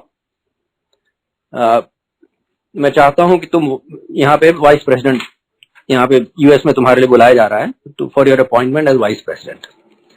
और मुझे बिल्कुल जाने का मन नहीं था, मैं सिंगापुर में बहुत खुश था। मुझे बॉस कह रहा था कि बहुत तुम्हारी ये इनकम ज्यादा हो जाएगी, ये हो जाएगी, ये फ्रिंजेस बढ़ जाएंगे, पर्च बढ़ जाएंगे, मुझे कोई इंटरेस्ट नहीं था। मैंने बॉस को बोला, मैंने कहा मैं बिल्कुल अच्छी तरह हूं यहाँ पर, यहाँ काम बहुत अच्छा चल रहा है, आप मुझे यहाँ से हटा देंगे तो जो इतनी मेरी पोटेंशियल जो यहाँ पे मैंने क्रिएट किया वो डिसरप्ट हो सकता है, तो मुझे यहाँ छोड़ दीजिए अभी यहाँ पर। मेरे boss then he basically begged me, he said no you have to come and you have to accept the assignment. उस समय ऐसा हुआ था कि जो अपॉइंटमेंट जिसको देना चाहते थे, उसने वो घबरा के उसने मना कर दिया था, क्योंकि वो फाइनेंशियल आदमी था, ये ऑपरेटिंग वाइस प्रेसिडेंट की पोजीशन थी, तो उसने एक्सेप्ट नहीं किया था अपॉइंटमेंट। और जितने नाम हमारे बॉस ने और लोगों के दिए थे अपॉइंटमेंट्स के लिए, वो मेरी मतलब उस हेडक्वार्टर्स ने उसे किसी को एक्सेप्ट नहीं किया था, केवल मेरा नाम एक्सेप्ट किया था। एनीवे, उस दिन गुरुजी के पास पहुंचे, गुरुजी के दरबार, गुरुजी के जो ही मैंने पैर छुए, गुरुजी कहते हैं इनकम डबल। तो समझ में आ गया कि गुरुजी की कृपा से ये सब हो रहा है। पर मैंने गुरुजी कहा, गुरुजी मुझे बिल्कुल जाने का मन नहीं है, मैं चाहता हूं ये सिंगापुर में रहूं, आपके दर्शन होते रहें कभी कभी, मैं यहाँ यही पर बहुत सुखी हूँ, वापस नहीं जाना चाहता। तो गुरुजी एकदम चुप हो गए। फिर गुरुजी ने सोचा 5-10 सेकंड, फिर गुरुजी कहते हैं अच्छा घूम के आ जा। तो मेरी फ्लाइट थी, फिर संडे को मैं यहां से निकला दिल्ली से, संडे की रात को पहुंच गया यूएस। अगले दिन जब मंडे में अपने प्रेसिडेंट से मिलने गया, चेयरमैन ऑफ द बोर्ड, तब मुझे पता चला कि जिसने घबरा के अपॉइंटमेंट स्वीकार नहीं किया था, उसको जब ये पता चला कि मैं आ रहा हूं और मुझे अपॉइंटमेंट दिया जाएगा, तो उसने कहा कि तुरंत अपना माइंड चेंज कर लिया। ये सब गुरुजी की कृपा है, और उसने अपॉइंटमेंट स्वीकार कर लिया। तो ठीक है, मैं जैसा गुरुजी ने कहा, तो मैं घूम के वापस आ गया यूएस से। पर उनकी कृपा थी, उन्होंने अपॉइंटमेंट दिलवाया था, और जब मैंने कहा कि मुझे नहीं जाने का मन है, तो मेरी बात भी मान ली गुरुजी ने, कहा कि ठीक है घूम के आ जाओ, कोई बात नहीं। तो इस तरह की बहुत सी चीजें होती रही। अब आपको एक अपनी बहुत गलतियां भी मुझसे होती रही, तो एक आध गलतियों के बारे में बता देता हूं। बहुत सी मैंने गलतियां करी हैं, पर एक गलती तो ऐसी है कि गुरुजी जब कुछ कहते हैं तो उसे करना चाहिए तुरंत, उसको ज्यादा उसमें सोचना नहीं चाहिए। और गुरुजी खुद बता चुके थे, गुरुजी ने कहा जब यहां पे जब आओ तब दिमाग बाहर छोड़ के आओ, जैसे जूता उतारते हो दिमाग भी वहीं छोड़ दो। मतलब गुरुजी के कहने का मतलब था कि जब आओ तो ज्यादा फिर जो मैं कहता हूं उसे एनालाइज नहीं करो, उसे जो मैं कहता हूं तुरंत उसे स्वीकार करो and just act on it. वैसे इंटेलेक्चुअली तो समझ में आ गया था, पर प्रैक्टिकली मैं नहीं समझ पाया था। तो एक दिन फोन आया मेरे चाचा जी का, 2003 की शायद बात है या 2002 की, 2003 मेरे ख्याल से। चाचा जी ने कहा कि गुरुजी कहते हैं तुरंत आओ और औरंगजेब रोड में फ्लैट खरीदो। तो मुझे समझ में नहीं आया कि औरंगजेब रोड में फ्लैट क्या मैं कैसे लूंगा और किस कारणवश मुझे लेना पड़ेगा। खैर मैं आया एक दो हफ्ते बाद, और जो ही मैंने गुरुजी के पैर छुए, गुरुजी कहते हैं औरंगजेब रोड का फ्लैट ले ले। अब मैं कुछ बोला नहीं, पर मुझे दुविधा में था, मुझे कुछ मालूम नहीं था कि यहाँ पे दिल्ली में रियल एस्टेट मार्केट कैसे यहाँ पे ऑपरेट करते हैं, मतलब यहाँ किसको मैं कांटेक्ट करूं, क्या करूं, कुछ नहीं मालूम था। मेरी एक कजिन सिस्टर है, वो थोड़ा रियल स्टेट में इंटरेस्टेड रहती थी, उसे जानकारी थी। तो एक दो दिन बाद उससे मैं मिला, वो मेरा लंबा स्टे था उस बार। तो उससे मैंने कहा कि गुरुजी ने बताया कि औरंगजेब रोड में कोई फ्लैट खरीदना है, मुझे मालूम ही नहीं औरंगजेब रोड में फ्लैट कौन सा है और मैं कैसे खरीदूं। तो वो मेरी कजिन तो अच्छी, वो गुरुजी की संगत में नहीं जाती थी, पर उसे जानकारी थी कुछ लोगों की जो गुरुजी की संगत में जाते थे। तो उसने कहा वो विपी को बोलो, विपी सब जानता है।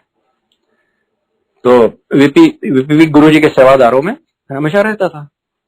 तो अगले दिन जब मैं गुरुजी की संगत में गया तो मैंने विपी से बोला कि मैंने कहा गुरुजी ने बोला औरंगजेब रोड में फ्लैट खरीदने को, मुझे कुछ फ्लैट दिखा सकते हैं। विपी को मालूम था कि गुरुजी ने मुझे बोला हुआ, मुझे नहीं मालूम था। विपी ने बोला हाँ बिल्कुल दिखा दूंगा, कल 11 बजे तैयार रहिए आप, मैं आके आपको ले चलूंगा और फ्लैट दिखा दूंगा। तो अगले दिन 11 बजे मेरे होटल में विपी आए और मुझे लेके गए औरंगजेब रोड। वहां पर औरंगजेब रोड पे एक ही बिल्डिंग है जिसपे प्राइवेट फ्लैट्स अवेलेबल थे, वो अंसल्स की बिल्डिंग है। पूरे ल्यूटेंस दिल्ली में बस 2 ही फ्लैट्स वाली बिल्डिंग है, एक पृथ्वीराज रोड पर वो टाटा की बिल्डिंग है और एक अंसल्स की बिल्डिंग औरंगजेब रोड पर। तो विपी ने मुझे समझाया, विपी ने कहा कि आप विश्वास नहीं करोगे, फ्लैट तो कभी यहाँ अवेलेबल ही नहीं होते हैं, पर इस समय 3 फ्लैट्स अवेलेबल है। ये देखिए गुरुजी की कृपा। उसने फिर विपी ने कहा कि मैं आपको दिखाता हूं फ्लैट, पर आपको तुरंत उस पर डिसीजन लेना होगा, क्योंकि ये फ्लैट तो आते ही नहीं है मार्केट में, ये तो तुरंत बिक जाते हैं। मुझे तो आश्चर्य हो रहा है कि आज 3 फ्लैट मुझे अवेलेबल मिल रहे हैं जो आपको मैं दिखा सकता हूँ।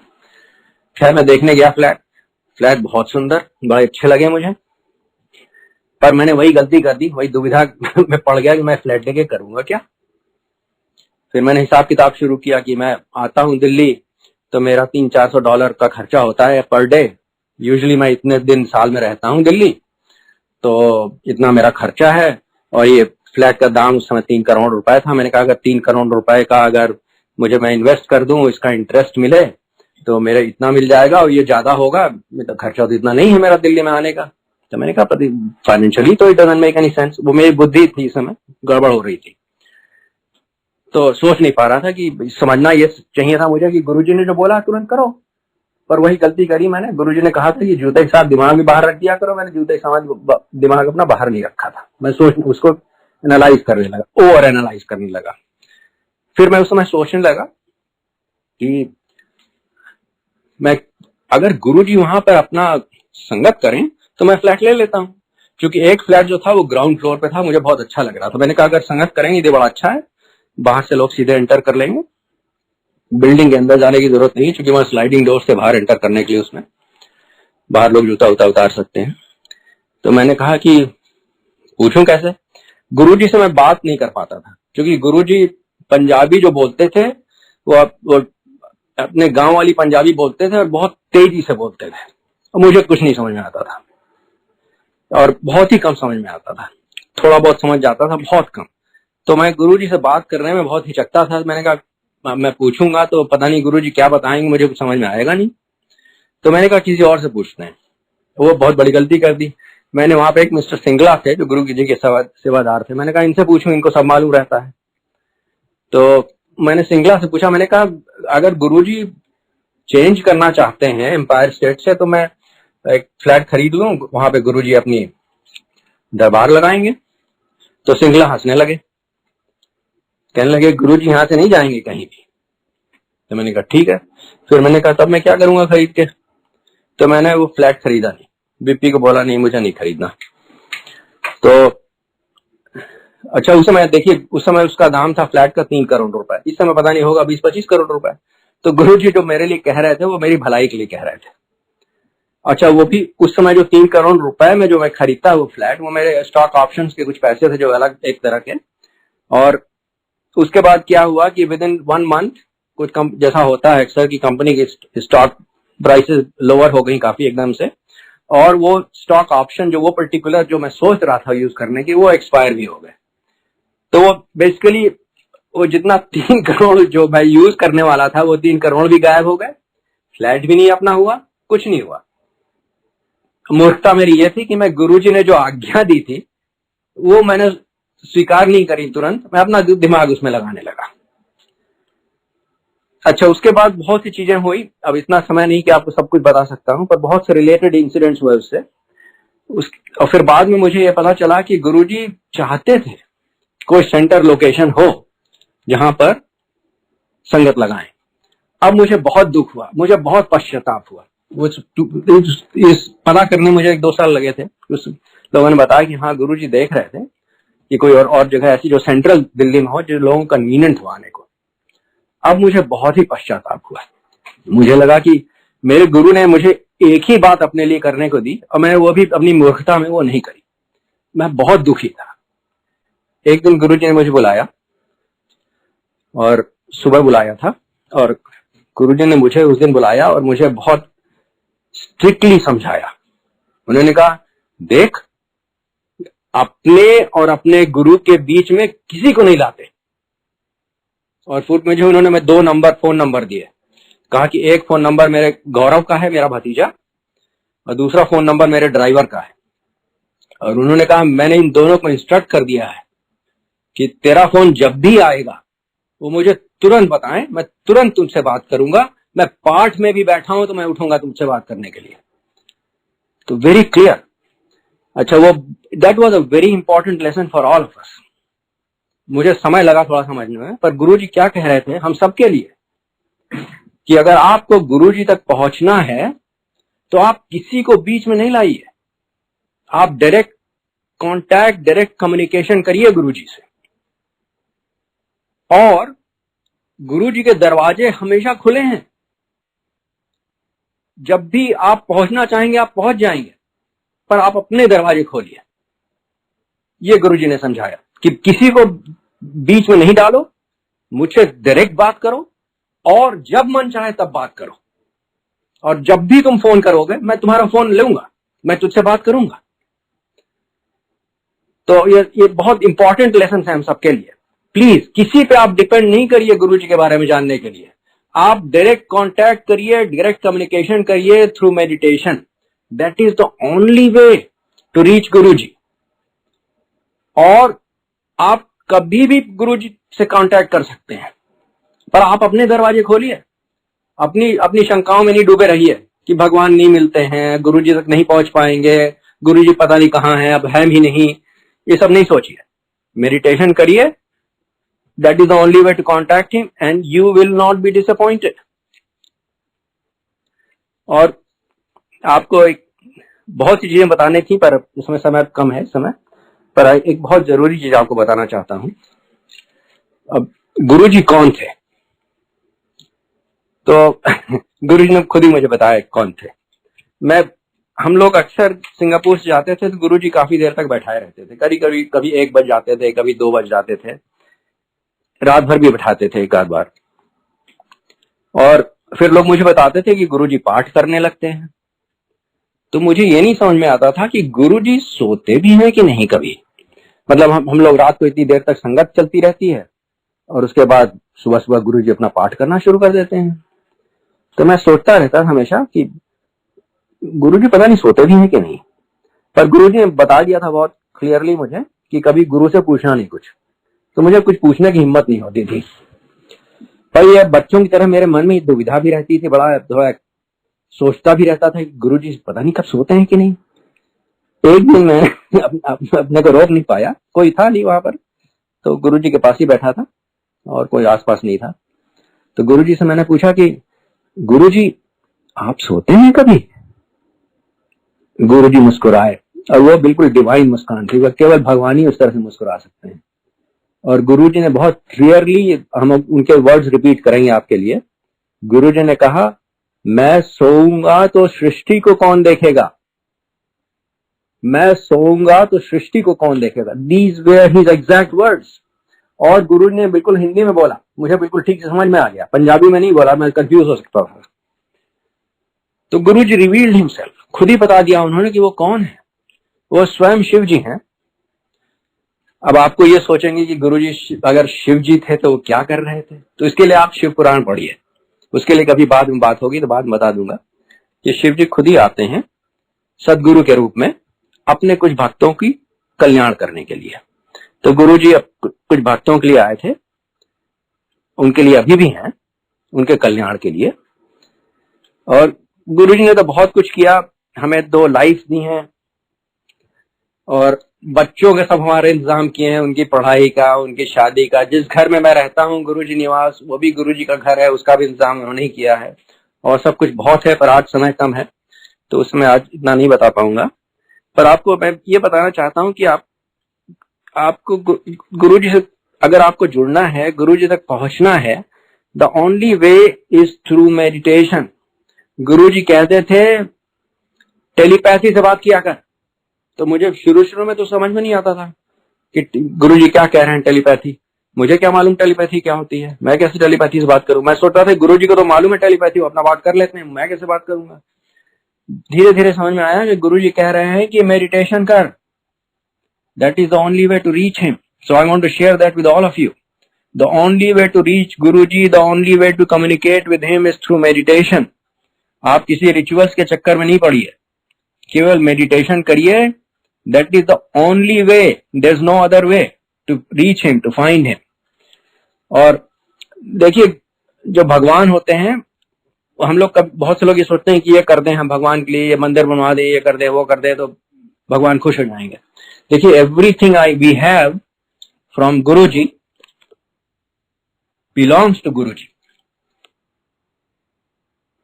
The only thing we have that we have some control over is our time and our love. So that's the only thing we can give Guruji. तो वो आप जरूर दीजिए गुरुजी को, समय निकालिए गुरुजी के लिए, गुरुजी के मेडिटेशन करिए, गुरुजी को प्यार दीजिए। That's the only thing we can do, nothing more. वो जितना हो सके आप करिए। गुरुजी ने कुछ वैसे तो कुछ नहीं बोलते थे, पर कुछ बातें बताई हैं तो मैं आपसे शेयर कर लेता हूं। They are valuable. पहली बात तो गुरुजी ने बताया कि नेवर हर्ट एनीवन। किसी का भी आप नुकसान किसी तरह से नहीं करिए। Don't physically harm anyone, don't emotionally harm anyone, don't financially harm anyone. किसी का भी आप नुकसान नहीं करिए प्लीज। अगर आप नुकसान करेंगे तो आप ही का नुकसान होगा, क्योंकि we are all from him, so we are all connected. ये थ्योरी ऑफ कर्म है। अगर आपकी गलती से आपने कुछ कर दिया है, आपके जो पिछले कर्म है उसके कारण हुआ, तो उस पर तो आपका कोई कंट्रोल नहीं है, वो तो गुरुजी ठीक कर देंगे। परंतु अगर आपको मालूम है और फिर भी आप गलत काम कर रहे हैं तो उसकी प्राइस आपको खुद ही पे करनी पड़ेगी, उसमें आप गुरुजी से हेल्प नहीं मिलेगी। और आपको बता चुका हूं, गुरुजी ने बताया कि कोई मिडिल मैन नहीं कभी रखिए अपने बीच में। और ये भी बताया कि गुरु की कृपा हर पर बराबर, महापुरुषों की कृपा हर पर बराबर।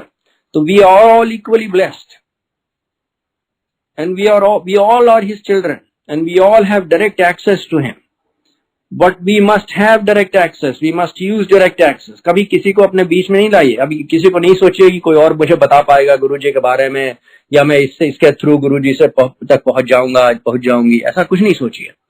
मेडिटेशन करिए। और गुरुजी कहते हैं मांगो मत, मानो। Just surrender. Surrendering is just not asking him for anything.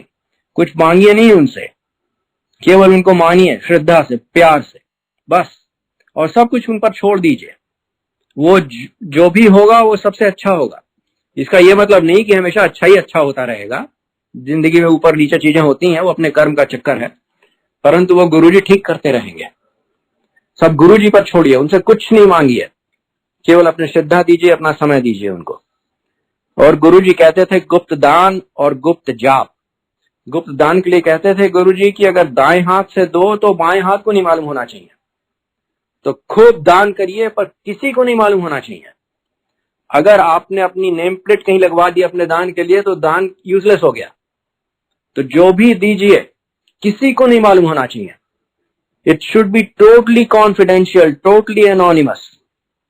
और गुप्त जाप, गुरुजी कहते थे गुप्त जाप करता रहा कर। और गुरुजी ने जाप दिया था ओम नमः शिवाय शिवजी सदा सहाय। बाद में उस भक्त लोगों ने ऐड कर दिया ओम नमः शिवाय गुरुजी सदा सहाय भी, पर गुरुजी का जाप है ओम नमः शिवाय शिवजी सदा सहाय। उसे आप करते रहिए। दूसरी लाइन भी कर सकते हैं अगर आपका मन हो, परंतु जब भी आपको मौका मिले मन में आप करते रहिए गुप्त जाप।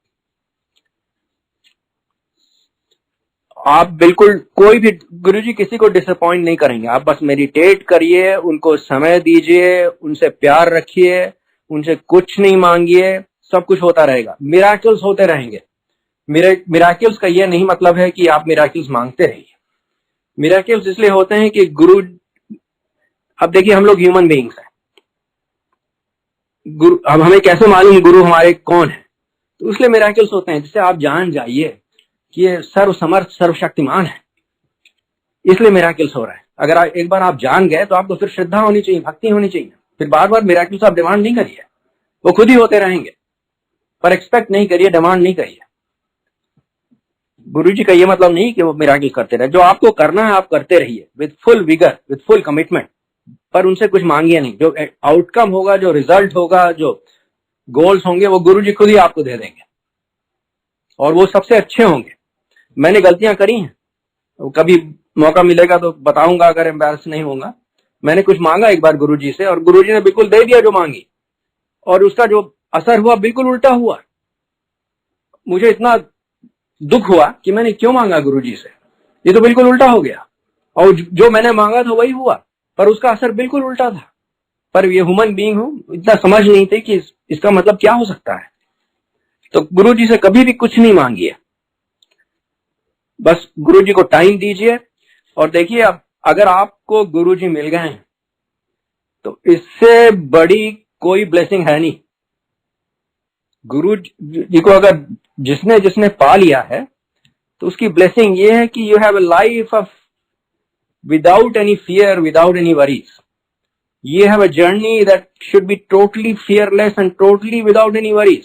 सब कुछ गुरु जी पे छोड़ दीजिए, किसी चीज की परेशानी नहीं आप करिए, किसी चीज की चिंता नहीं करिए, किसी चीज से डरिए नहीं। That is his best blessing. Live a life of joy and happiness without any fear, without any worries. Just do what you have to do. अपना पुरुषार्थ करते रहिए, जो आपका कर्म है, जो कर्तव्य है, वो करते रहिए। रिजल्ट छोड़ दीजिए गुरुजी पे, सब कुछ ठीक ठाक हो जाएगा।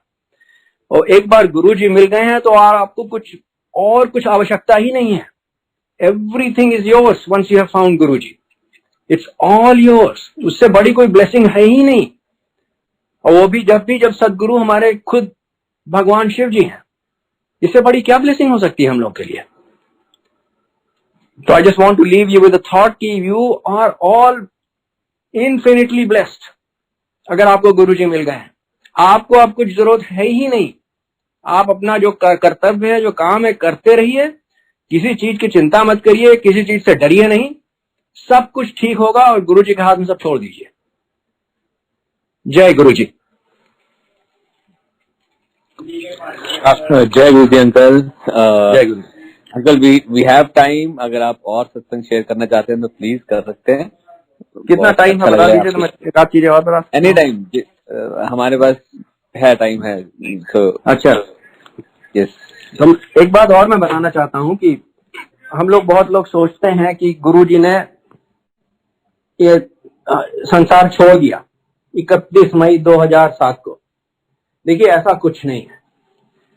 गुरुजी शिव जी हैं, वो एक मानव रूप में आए थोड़े दिन के लिए अपने भक्तों के लिए, और अपने भक्तों के लिए अभी भी हैं। वो मानव रूप में नहीं है, पर अभी भी हैं, और उनकी जो आशीर्वाद हैं, जो उनकी ब्लेसिंग्स हैं, उनकी प्रेजेंस अभी भी वैसी चल रही है जैसे पहले थी। मैं अपने लिए कह सकता हूं कि मुझे कोई भी फर्क नहीं पड़ता है। जब पहले जिस तरह से गुरुजी की प्रेजेंस फील होती थी, उनकी ब्लेसिंग रहती थी, उनका एनवायरनमेंट जो बनाते थे, वो अभी भी वैसे ही है। आपको मैं अपना एक्सपीरियंस बताता हूं। हम लोग को गुरुजी ने वापस भेज दिया था 2006 में, उसको भी बताऊंगा क्यों भेजा था। परंतु 2006 में हम लोग वापस आ गए। बड़ा दुख हुआ कि गुरुजी ने अपने से अलग कर दिया। वो उसका भी एक रीजन था, बच्चों के कारण किया था। बच्चे यहाँ पर थे हमारे सब, और बच्चों कहते थे, गुरुजी हमेशा कहते थे शादी कर, शादी कर, बेटियों की शादी क्यों नहीं कर रहा। तो हम लोग वापस आ गए। फिर जब 31 मई 2007 को जब हमें यह पता चला कि गुरुजी अब नहीं रहे, तो बहुत दुख हुआ। उस समय तक इतनी समझ में नहीं थी।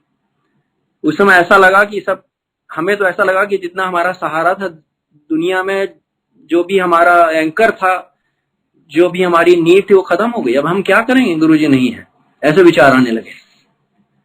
और देखिए, आपको बताएं, जब हमारी लास्ट मुलाकात गुरुजी से हुई थी मेरे ख्याल से मार्च ऑफ 2007 में, उसके बाद मैं बहुत दुखी था उस समय, क्योंकि मुझे लग रहा था कि अब मैं कभी कभी इंडिया आ पाता हूँ। अब उस समय रिटायरमेंट भी हो गया था मेरा। मैंने कहा कभी कभी इंडिया आता हूँ और कभी कभी गुरुजी के दर्शन होते हैं, तो मैं बहुत दुखी था। तो उस दिन अकेले में गुरुजी बैठे थे, तो गुरुजी ने पास बैठाया आपने, कहा कि आप बैठ। गुरुजी दीवार के सहारे बैठे हुए थे जमीन पर, टांग फैला के। मैं भी उनके पास जाके बैठ गया। तो मैंने गुरुजी मुझे बहुत दुख होता है, हम इतने दूर हैं यूएस में, आपके दर्शन बहुत कम हो पाते हैं। तो गुरुजी ने बस इतना कहा, देखता चल, बस ये कहा। अब मुझे ये नहीं समझ में आया क्या कह रहे हैं गुरुजी, देखता चल। खैर, उसके बाद गुरुजी का शरीर नहीं रहा। उसके बाद हम बहुत दुखी रहते थे। फिर हमने एक घर यहाँ पे, एक ना, इसके बारे में भी कभी बताऊंगा। घर हम यहाँ पे जो जिसमें रहते हैं, उसको हम लोगों ने रिमॉडल किया पूरा, यहाँ मूव आने के लिए। और रिमॉडल में बड़ी आश्चर्य की चीजें हुई।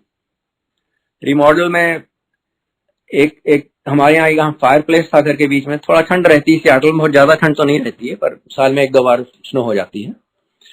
तो अदरवाइज दिल्ली की तरह ठंड रहती है, पर यहाँ नमी रहती है जाड़े में, तो इसलिए फायर प्लेस की अच्छा लगता है। तो फायर प्लेस थी 2 यहाँ पर इस घर में। तो पता नहीं कैसे मेरे मन में ये विचार आया कि ये फायर प्लेस अब तोड़नी है और यहाँ पे एक सी थ्रू फायर प्लेस बनेगी। अब ये पता नहीं कैसे विचार आया, अब बाद में पता चला कि गुरुजी के विचार थे। तो वहां पे मैंने तुड़वाई पूरी सब घर की फायर प्लेसेस, और मेरे जो कॉन्ट्रैक्टर थे वो तोड़ने को तैयार नहीं थे, क्योंकि जो फायर प्लेस के जो कॉलम थे वो भी रूफ को भी सपोर्ट करते थे। तो उन्होंने बड़ी हाई प्राइस बोली, तो मैंने तोड़वा दिया। मैंने कहा नहीं तोड़ो, तो उन्होंने खैर तोड़ी, सपोर्ट करके रूफ को। रूफ नीचे नहीं आई गुरुजी की कृपा से, नहीं तो रूफ भी नीचे आ सकती थी। और फायर प्लेस नहीं बनी। उन्होंने फिर फ्रेम किया फायर प्लेस को। तो पता नहीं क्या मेरे दिमाग में क्या ख्याल था, मुझे कुछ, मैं तो ना आर्किटेक्ट हूं ना कुछ हूं, पर कुछ आइडिया था मेरे दिमाग में, पता नहीं कैसे आ गए थे, वो गुरुजी की कृपा से आए थे। मैंने कहा नहीं ये गड़बड़, तुमने सब फ्रेम कर दी, मैं तुम्हें बताता हूँ कैसे फ्रेम करनी है। मैंने पूरा फ्रेम तोड़वाया। फिर वो बड़ा आश्चर्य में पड़े कॉन्ट्रैक्टर की, क्यों इतना पैसा खर्चा कर रहा है। फिर मैंने उनको ऐसे फ्रेम करवाया जैसा मुझे मन में एक आकृति आई थी। बाद में देखिए वहीं पे गुरुजी का आसन लगा है। बहुत बाद में मुझे समझ में आया कि ये तो गुरुजी अपने लिए करवा रहे थे सब, जिसका जैसा उनको अच्छा लगता है वैसा उन्होंने अपनी जगह बनवाई जिससे वहां पर वो बैठे।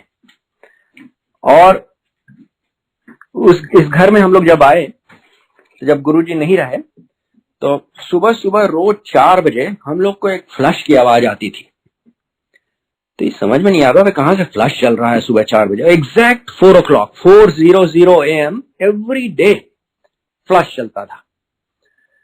तो हम पहले सोच रहे थे शायद बगल के घर से आवाज आती है, पर बगल के घर की दीवार तो करीब करीब 100 फुट दूर होंगी यहाँ से। तो पर फिर भी मैं सोचता था पता नहीं कहां से आवाज आती है। तो मैंने कॉन्ट्रैक्टर से पूछा, मैंने कहा कि मुझे रोज सुबह फ्लश की आवाज आती है, तुम सोचते हो बगल के घर से आती होगी? तो वो हंसने लगा, कहने लगा बगल के घर से कैसे आ सकती है फ्लश की आवाज। तब एकदम से मुझे पता, दिमाग में आई बात, ये तो गुरुजी की एक सिग्नल है। गुरुजी बता रहे हैं कि वो यहाँ है और 4 बजे फ्लश इसलिए हो रहा है। और जब एक बार समझ में आ गया तो उसके बाद फ्लश की आवाज आनी बंद हो गई। उसके बाद फ्लश की आवाज ही नहीं आई। फिर बेटी की शादी करनी थी, तो बेटी की शादी थी जुलाई ऑफ 2007। तो बेटी की शादी करने के पहले बहुत बहुत बहुत तेज, मतलब एक दिन मुझे रात में लगा बहुत बहुत वेरी वेरी क्लियर कि गुरुजी बोल रहे हैं घर में तुमने नेम प्लेट क्यों नहीं लगाई। और गुरुजी ने स्ट्रिक्ट इंस्ट्रक्शन दिया, कहा कि यहाँ तो नाम गुरुजी निवास होना चाहिए, गुरुजी निवास की नेम प्लेट लगा। तो मैंने तुरंत अपने मेरे साड़ू भाई हैं इंडिया में, उनसे एक नेम प्लेट के लिए कहा कि आप नेम प्लेट भेज दीजिए मुझे बनवा के, गुरुजी निवास। तो उन्होंने मुझे एक नेम प्लेट भेजी। तो बेटी की शादी के पहले गुरुजी का निवास यहाँ पे नेम प्लेट पड़ गई। और उसके बाद यहाँ पर गुरुजी ने उस बेटी की शादी के थ्रू संगत शुरू करवा दी। हमने सबसे पहले इन्विटेशन गुरुजी को भेजे थे बेटी के शादी के। अब गुरुजी ने इन्विटेशन कुछ लोगों को बांटे वहां पर, जो लोग यूएस में थे। उनके रिश्तेदारों को, और हम लोग को फोन आने लगे कि आपकी बेटी की शादी है कोई, और गुरुजी का इनविटेशन आया है तो हम लोग आएंगे। तो हम लोग बड़ी अच्छी बात है। तो बहुत से लोग आए। एक फ्लोरिडा से आई डॉक्टर गुरप्रीत, एक शिकागो में एक फैमिली है, वो पूरे सब लोग आए। कर्नल साहब आए न्यूयॉर्क से, और भी वो शशि सुधीर आए न्यूयॉर्क से, बहुत से लोग आए जिनको हम लोग कभी नहीं जानते थे। चोपड़ा अंकल, हाँ कर्नल चोपड़ा, और इन लोग को हम लोग कभी नहीं जानते थे, और ये लोग हमें नहीं जानते थे, और सब शादी में आए बेटी की। और चूंकि इतने लोग आ गए थे संगत से, तो हम लोगों ने ऐसे ही कहा कि चलो एक दिन बैठ के संगत कर लेते हैं। तो उसके बाद हमने संगत शुरू कर दी। उसके बाद संगत शुरू करी, और उसके बाद गुरुजी ने उसके बाद संगत शुरू ही करवा दी। उसके बाद यहाँ पर संगत होने लगी। ये गुरुजी ने अपना खुद ही यहाँ पे गुरुजी निवास बनवाया। तो my responsibility is now to take care of this house. ये घर जो है वो गुरुजी का है। और देखिए घर भी कैसे ये मुझे मिला, ये भी मैं आपको बता दूं उनकी कृपा से। 96 से 2006 तक हम लोग सिंगापुर में थे। तो 98 की समर में वापस आया था, समर वेकेशंस में। तो मैंने सोचा कि एक घर ले लेते हैं, जब वापस आएंगे। एक और घर, मुझे जो घर था यहाँ पे जो हम लोग रहते थे वो मर्सर आइलैंड में, वो थोड़ा छोटा था। मैंने कहा घर आएंगे थोड़ा बड़े घर में रहेंगे। तो एक पहाड़ है यहाँ पर, उस पहाड़ के पास मुझे बहुत अच्छा लगता था। मैं अक्सर वहां चला जाता था व्यू देखने के लिए। यहाँ पहाड़ी से समुद्र भी दिखाई देता है, लेक भी दिखाई देती है, सियाटल डाउनटाउन दिखाई देता है, बेलवू डाउनटाउन दिखाई देता है, बर्फ के पहाड़ दिखाई देते हैं, सब बहुत सुंदर दिखता है यहाँ से। तो मुझे बहुत अच्छी जगह लगती थी। तो मैं 98 में आया, तो मैंने कहा कि चलो यहाँ पर एक घर ले लेते हैं। तो एक मेरे फ्रेंड है मिस्टर नित्या निरंजन, वो रियल एस्टेट ब्रोकर हैं। तो मैंने उनसे कहा कि Nitya please show me some houses in this area. तो उन्होंने मुझे 4 घर दिखाए। 4 घरों में मुझे कोई नहीं पसंद आया। तो मैं वापस चला गया, अपनी कार उठाई, रेंटल कार थी। मैंने कहा कि मैं खुद ही देखता हूँ कुछ है यहाँ पर, क्योंकि मुझे लग रहा कि मेरे लिए कुछ है यहाँ पर ये जो दिखाया इन्होंने कुछ ठीक नहीं लग रहा। और मेरी कार बिल्कुल ऑटो पायलट पे चली गई। और मैं बिल्कुल आपको सही बता रहा हूँ कि मुझे खुद ही नहीं मालूम था मैं कहाँ जा रहा हूँ, क्योंकि मैं यहाँ कोई वाइंडिंग रोड्स हैं और ये रेक्टेंगुलर ग्रिड नहीं है कोई रोड्स की। मुझे खुद ही नहीं मालूम था इस जगह कहाँ मुड़ना है, क्या करना है। मेरी कार खुद ही मुड़ी और एक घर के सामने आके खड़े हो गई जहां पे फॉर सेल का साइन लगा था। मैंने कहा ये घर तो मुझे दिखाया नहीं, और ये घर बिल्कुल परफेक्ट है, इतना अच्छा व्यू इसके सामने।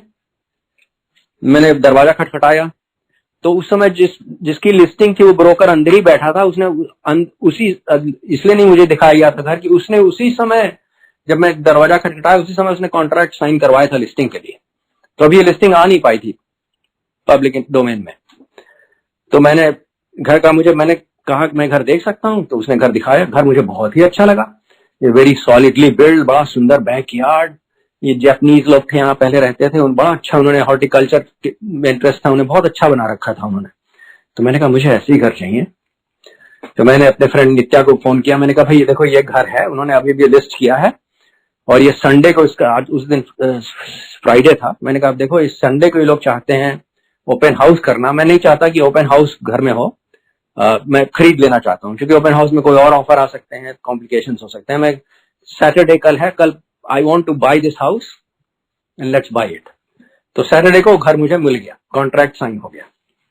तो देखिए ये भी गुरु जी की कृपा है कि किस तरह से मैं आया, किस तरह से मैं पहुंचा, किस तरह से मुझे घर मिला, ये सब गुरु जी की कृपा से है। और गुरु जी ने जैसा आपने चाहते थे उसी तरह गुरु जी ने अंदर सब करवाया है इस घर में। और यहीं पे घर में हम लोग की संगतें होती थी। अब तो फिर संगत बहुत बढ़ गई सियाटल में, तो हम लोग को इस घर में नहीं सब लोग आ पाते थे। फिर हम लोग को एक पब्लिक फोरम में हम लोग को जाना पड़ा, बहाई सेंटर में पास में। और फिर तो आजकल तो पैंडेमिक है, तो पैंडेमिक के कारण तो जूम से हम लोग की संगत होती है। पर इस घर में इतनी तरह तरह की चीजें होने लगी। फिर घर में हमारे शिवलिंग सब बनते थे, अभी भी बनते हैं। जब हर खिड़कियों पर शिवलिंग बनते रहते हैं। एक दिन मैंने गिने 14 शिवलिंग थे। कभी कभी 1-2 रहते हैं, कभी ज्यादा रहते हैं, पर लगभग रोज ही शिवलिंग बने रहते हैं। अपने आप सुबह जब उठते हैं तो शिवलिंग के दर्शन होते हैं, और फिर 3-4 घंटे तक रहते हैं, फिर उसके बाद खत्म हो जाते हैं। पता नहीं कैसे बनते हैं, सब उनकी कृपा है। और आपको बताएं कि गुरु जी ने एक बार बताया था कि मेरी फोटो को फोटो ना समझ।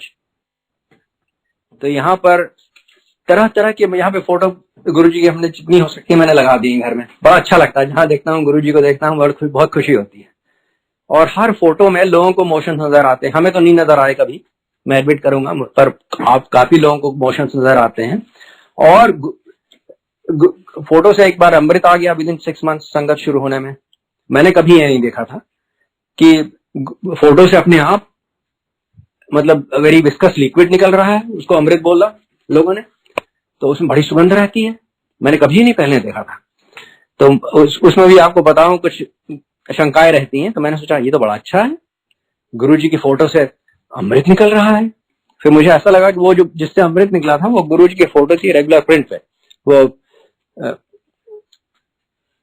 रघु राय का एक फोटो है उसका प्रिंट था, तो वो फ्रेम थी उस पर निकली। तो मैंने कहा ये मुझे लगता है कि जितनी गुरुजी की फोटो जो उनकी अपनी प्रिंटेड है फोटोग्राफ वाली, उसी से निकलेगा अमृत। तो उसकी शंका का समाधान ये हुआ कि फिर मैंने देखा कि गुरुजी की और फोटो से भी अमृत निकल रहा है, जो कि प्रिंटेड मतलब फोटोग्राफी पेपर पर नहीं प्रिंटेड थी। तो मुझे लगा कि अच्छा, तो गुरुजी की हर फोटो से हो सकता है अमृत निकल सकता हो। फिर मैंने कहा अच्छा, गुरुजी की फोटो से अमृत निकल रहा है। फिर उसकी भी शंका का समाधान हो गया। फिर मैंने देखा कि भगवानों की फोटो से भी निकल रहा है, हनुमान जी की फोटो से निकल रहा है, माँ की फोटो से निकल रहा है अमृत। तब मुझे लगा अच्छा, गुरु जी में मतलब गुरु जी हर जगह है, महाशिव है, तो हर जगह वो है। किसी की भी फोटो हो, किसी भी मतलब डेटी की फोटो हो, तो गुरु जी हुए, तो हर फोटो से निकलता है। गुरु नानक की एक हमारे पास स्कल्पचर बड़ा अच्छा है, तो उसमें भी मैंने देखा कि उसमें भी निकल रहा है अमृत। तो गुरु जी का जो अमृत है वो कहीं से भी, चूंकि गुरु जी महाशिव है, तो वो जितने हम लोग जितने डेटीज हैं, चाहे गणेश जी हो, चाहे हनुमान जी हो, चाहे माँ हो, चाहे कृष्ण हो, सभी में गुरु जी हैं। तो ये मेरा लेसन मुझे समझ में आ गया कि हम किसी की भी मतलब पूजा कर रहे हैं तो वो गुरु जी की पूजा है, तो डायरेक्टली गुरु जी की पूजा भी करें। मतलब कोई डुअलिटी नहीं है। ये नहीं सोचना चाहिए कि मैं हनुमान जी की पूजा कर रहा हूं तो मैं अब गुरु जी की पूजा नहीं कर सकता हूं, या अगर गुरु जी की पूजा करता हूं, गुरु जी को मानता हूं, तो हनुमान जी को नहीं मान सकता हूं। ऐसी कोई बात नहीं है। उसके लिए आपको एक एक्सपीरियंस बताता हूं क्विकली। एक बार गुरु जी से मुझे कुछ, मैंने हनुमान जी का ऐसे बस नाम मेरे मुंह से निकला हनुमान जी, कुछ पूछना चाहता था मैं। गुरु जी ने मुझे पूछने का मौका ही नहीं दिया। गुरु जी के तुरंत बोला, सांडा मुंडा है, मेरा बेटा है। गुरु जी ने आंसर दे दिया। और आप पढ़िए हनुमान जी के बारे में, तो वो हनुमान जी एक्चुअली शिव जी की अवतार है। ऐसी मैंने देखा एक दिन और कोई पूछ, वहां पे एम्पायर स्टेट के दरबार में माँ की 2 फोटो लगी हुई थी, प्रिंट्स। तो एक दिन कोई पूछ रहा था कि माँ के बारे में, तो गुरु जी ने कहा वो मेरी बेटियां हैं। तो जितनी सृष्टि है वो सब गुरु जी से है। सृष्टि में पहले सबसे देवी देवता ही है, वो भी गुरु जी से हैं। हम लोग तो बहुत बाद में आए।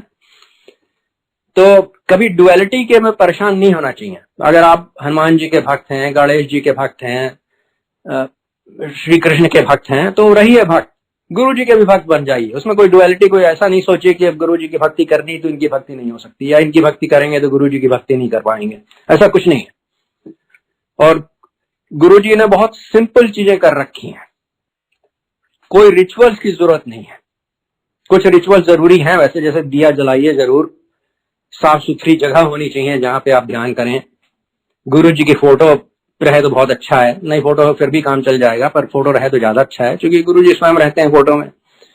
तो रिचुअल्स की ज्यादा जरूरत नहीं है, थोड़ा मिनिमम रिचुअल्स हैं, जहां पे आप बैठिए, नियम से बैठिए, जगह साफ रहे, अच्छी फोटो रहे गुरु जी की, वहां पे घी का दिया जलाइए अगर हो सके, पर रिचुअल्स में ज्यादा परेशान नहीं होइए। आपको ये बताएं कि गुरु जी आरती भी नहीं चाहते थे कभी अपनी करवाना। मेरे ख्याल से 2005 में पहली बार शायद एग्री किए हों गुरु जी। अब कोई और कोई शायद ज्यादा जानता हो, पर मेरी जानकारी में ये है कि 2005 में पहली बार गुरु जी ने अलाउ किया था कि उनकी आरती हो जाए। उसके पहले आरती भी नहीं होती थी गुरु जी की। और गुरु जी की एकदम सब चीजें एकदम सिंपल। गुरु जी नहीं चाहते कि ज्यादा आप दिखावे में रहें, बहुत ज्यादा मतलब बेमतलब की चीजें करें। देखिए फूल लोग ले आते थे गुरु जी के दरबार में, एम्पायर स्टेट में फूल भरे रहते थे। एक दिन गुरु जी ने सब मना कर दिया। उस दिन के बाद कोई फूल नहीं आया, बस एक फूलों का गुलदस्ता होता था एज ए सिंबल, उसमें फूल रहते थे बस, और कुछ नहीं। तो we should follow that, you know, keep life very simple, very easy, without unnecessary turmoil, without unnecessary चीजें। Make things easy and simple. देखिए, गुरु जी वो संसार के सम्राट, पूरे विश्व के विधाता, उनके पास एक भी चीज नहीं थी। जितनी भी चीजें थी उनकी दी, औरों की दी हुई थी, और गुरु जी एक दो बार, जैसे कपड़े आए एक दो बार पहने फिर किसी को दे दिए, कुछ नहीं रखते थे अपने पास। सब भक्त लोग लाते रहते थे तरह तरह के कपड़े, जूते, कुछ भी चीजें। गुरु जी को कपड़ा ला के दिया गुरु जी को, गुरु जी ने एक दो दिन पहना, फिर गुरु जी ने दे दिया किसी को। जूता ला के पहना, किसी ने दिया तो जूते पहने, किसी को दे दिए। कुछ गुरु जी के पास नहीं रहते थे, सब कुछ जितना आता था सब बांटते रहते थे। देखिए, वो जो owner of the whole universe, the creator, जो विश्व का जिसने बनाया है, जिसने सृष्टि करी है, उसके पास कुछ नहीं। और हम लोग परेशान होते हैं, ये भी दे दो, वो भी दे दो, ये भी दे दो, वो भी दे दो, ये हो जाए, and one day will all live with nothing.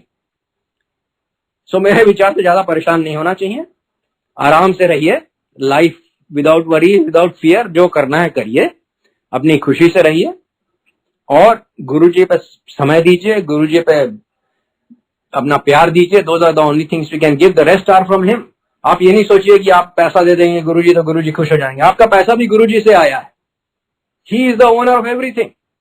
आप उनको कुछ नहीं दे सकते, केवल अपना समय दे सकते हैं और अपना प्यार दे सकते हैं। Those are the two things on which we have control as human beings. That's it. Our emotions and our time, that's it. We don't have anything else that belongs to us. It has all come from him. जो भी चीजें यहाँ पे हैं धरती से आई हैं सब, right? Whether whatever we have and we leave it here. So उसके ज्यादा परेशान नहीं होइए, अपना खुश रहिए, enjoy good health with his blessings, enjoy happiness with his blessings, enjoy a worry free life, enjoy just a very perfect life, as perfect as it can be, without any worries, without any fear.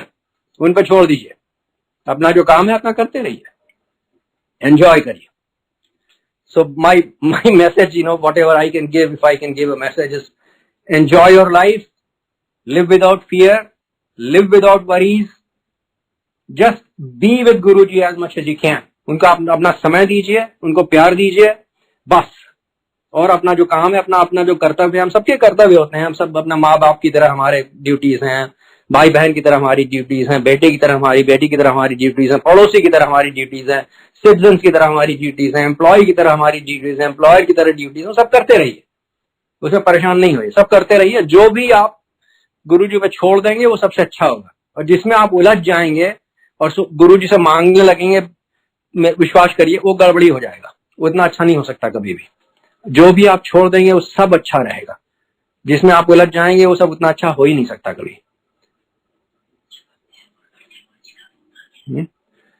और गुरुजी देखिए सब पे available हैं, सबसे accessible हैं. गुरुजी के दरवाजे हमेशा खुले हैं. आपको बस प्रयास करना है, आपको टाइम देना है, सब कुछ मिल जाएगा. सबसे बड़ी चीज है खुशी, सबसे बड़ी चीज है नहीं डर होना, ये सब तुरंत मिलेगी. Enjoy life. my message is just be happy with Guruji, keep him with you and you'll be happiest person in the world. आपको जितनी परेशानियां तो होंगी, परेशानियां तो दुनिया में बहुत हैं, परेशानियों के कारण हम लोग आए हैं, जन्म हमारा परेशानियों के कारण हुआ है. कार्मिक baggages have brought us back here. परंतु देखिए सदगुरु की कृपा जब होती है तो वो हमेशा हमारे साथ रहती है. सदगुरु जब हमें मिल जाते हैं या तब हमें किसी बात का डर नहीं होना चाहिए, क्योंकि Sadguru is never going to leave us ever. अगर हम लोग उनके हिंड्रेंस नहीं बने विद ऑल आवर फरमाइशेस तो हमारी जर्नी बहुत जल्दी खत्म करवा देंगे और हमें वापस पहुंचा देंगे जहां हमें पहुंचना है.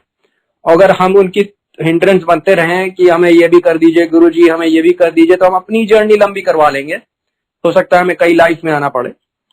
पर Sadguru is totally committed to us to take us back to where we have come from, where we need to be. वो हमारा हाथ नहीं छोड़ने वाले हैं, उनके दरवाजे हमेशा खुले हैं. तो प्लीज आप उनके काम में बाधा मत डालिए. आप बाधा डालते हैं, जब आप चीजें उनसे मांगने लगते हैं, वो आपको दे देंगे, पर उसका क्या नतीजा होगा ये आपको नहीं मालूम। तो बस गुरु जी से फरमाइशें बंद कर दीजिए, बस गुरु जी पर विश्वास रखिए, टोटल फेथ रखिए, सब कुछ उन पर छोड़ दीजिए, बस समय दीजिए और एंजॉय करिए। जय गुरु जी।